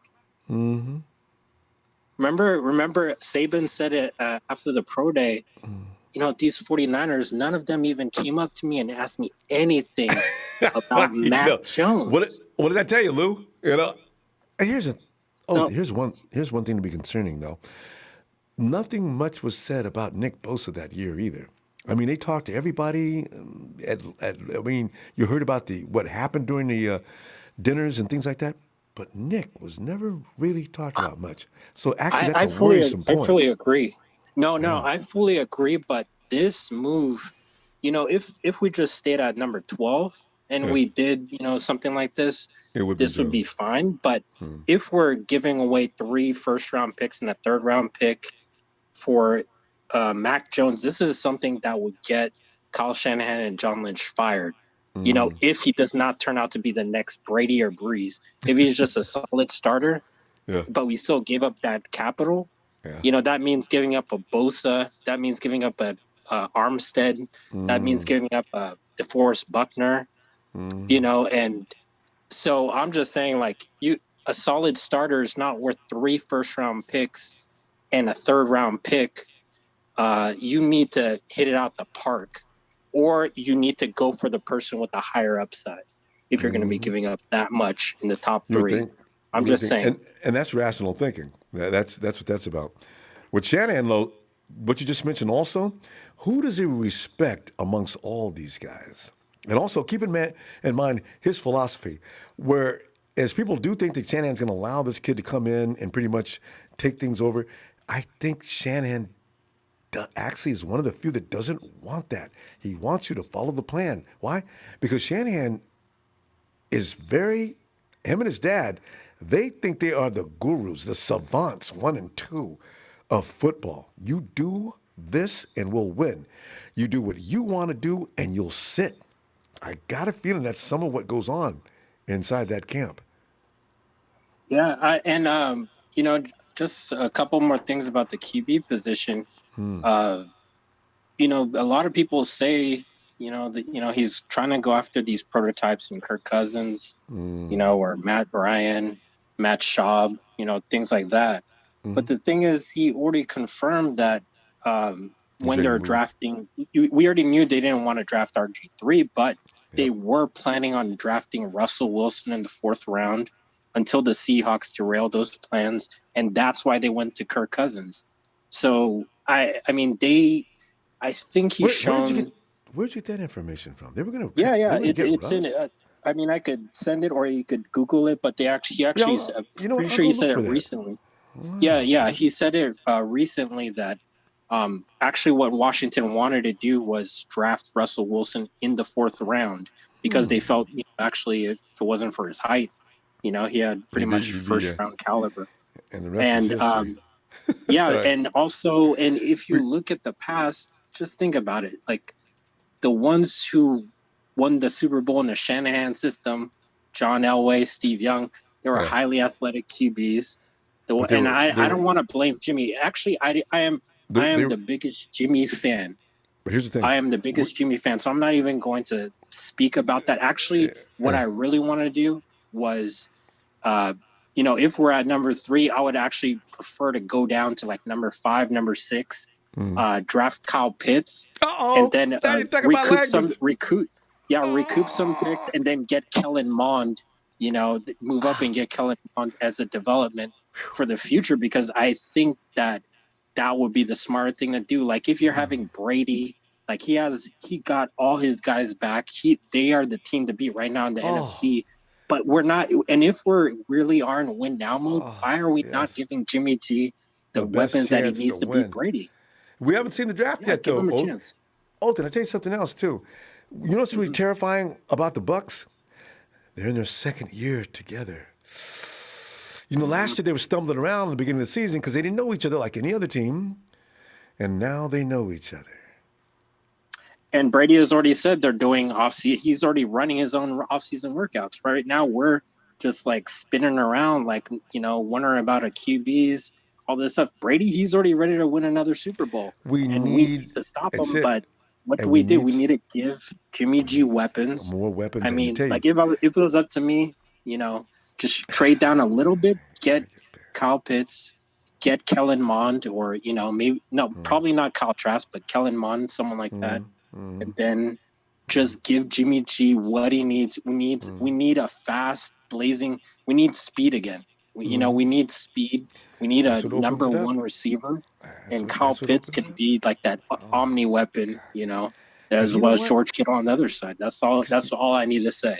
Hey, Oath, I would tell as soon as we got Pitts. Listen, just throw away that identification card that says tight end. You're a wide receiver from this point on. What? Yeah. Coach, you know what? I've been trying to tell everybody I'm a wide receiver, man. Give me over to get you a hug. And now the table is set. I got Debo, I got Pitts, and I got Ayuk. Jimmy has all he needs. Because just like he just pointed out, Big Show just pointed out, when Emmanuel Mosley came, a quality receiver came, all of a sudden, people won't give it credit, all of a sudden Jimmy G's game went up 5 notches. When he was in New England, who did he have? Edelman, some of the other guys that they have in New England. You give a quarterback good receivers, it don't have to be excellent, but just good. You're going to see a difference in their game. You give him that, look out. Because contrary to what people like to say about Jimmy G, that boy can play. That's why I'm waiting for the season to get started. If he can stay off the IR, watch out. Especially what has been said about him now.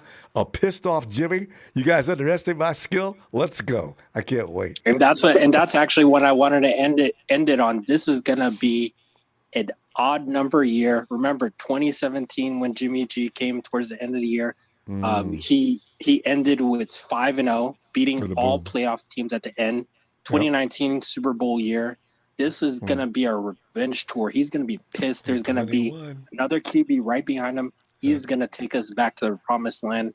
Jimmy G, we need to give him what it takes to win. And that's it. All right. Thank you, Ronbo. But that's all I needed to say, and I hope you have a great night. Take care. You too. See you Sunday if you get a chance. All right. Yeah. Hey, as Shane Lewis says, Belch? No, he didn't say that. Did Mahomes win a Super Bowl on air yards and deep passes? Brady transitioned from a short intermediate game to a long ball game with Arians and won a Super Bowl also. But Shay, if this happened all the time, yeah, it would be worth it. If we wouldn't have made a couple of mistakes in the Super Bowl and the referees wouldn't have aided that game, the 49ers win that Super Bowl. And that's easily proven. Shay, even if they would have just called the penalties on the plays on Jimmy when he was molested and that at the line of scrimmage, helmet to helmet. And not to mention that was a 15-yard penalty. And when you count that outrageous pitch Jimmy out of bounds all up in the air, that was unsportsmanlike contact, 15 more yards. The holding on Nick, just those 3 plays alone, 49ers win that Super Bowl. Because that deep downfield pass you're talking about, it doesn't happen. This is what I'm saying, but Mahomes is not really, he's not, well, yeah, he throws deep, but you notice he shortened his game up a little bit last year, too. So, it's dangerous to keep throwing the ball downfield. Tyreek Hill, if you got a 4-2, 4-3 guy, okay, do it. Now, who's going to catch him? Just let that ball fly. But with today's NFL's defenses, you better time that deep shot, because if you catch that defense ready for you, they go Richard Sherman you all day. But and Matt S., shout out from Bend, Oregon, Matty S. DJ Malone, I believe it is pronounced. Oh, yeah, Ebo Calm. Thank you. I thought I had that down once. A deep threat slot receiver would make, see, that's why George Kittle had the year he had. Marquise Goodwin was that guy. You'd see that play over and over again, and you would see it forming. Goodwin takes off. Kittle rolls in right underneath. Boom. That works because the secondary has to clear out. I mean, the secondary, even a linebacker's got to play that on us. It's all A, B, C, X's and O's. That's the way it works. In Rousseau, we need wide receiver Rondale Moore. Somebody else just mentioned him from Purdue, slot wide receiver. And PR would be fine. Ultimate chess piece for our offense. And, I can't wait to see what the 49ers are going to do. We're going to see what they're doing in the draft through the first 3 rounds, and you can actually get a picture of what they're thinking, what they're doing, what the strategy is. DJ Malone also says, hey, I'm calling right now. It's Trey to the Bay. Cal will finally have a dual-threat quarterback of his very own, just like his father did back in the day. Elway, anyone remember Steve Young's Viking run? Who can forget? You know what? Even if you never saw it from the time it happened, watch that clip. It's hilarious. And Young plays the drama out all the way at the end of the run. He comes in. I think one of his teammates said, Steve didn't have to Oscar-winning award it into the end zone. He sort of like stumbles in like, oh, my God, I made it. He was fine. He could have just ran in. That's what I like about Steve Young. He has a Hollywood flair about him. Hey, ain't that like, fam? I'll see you Sunday when, again, we will start with one subject and go right to Mac Jones. Sheik's already changed his name to McFly. Fam, ain't that like? I'll see you Sunday. And thanks for the contribution, guys. Really appreciate it. Niners!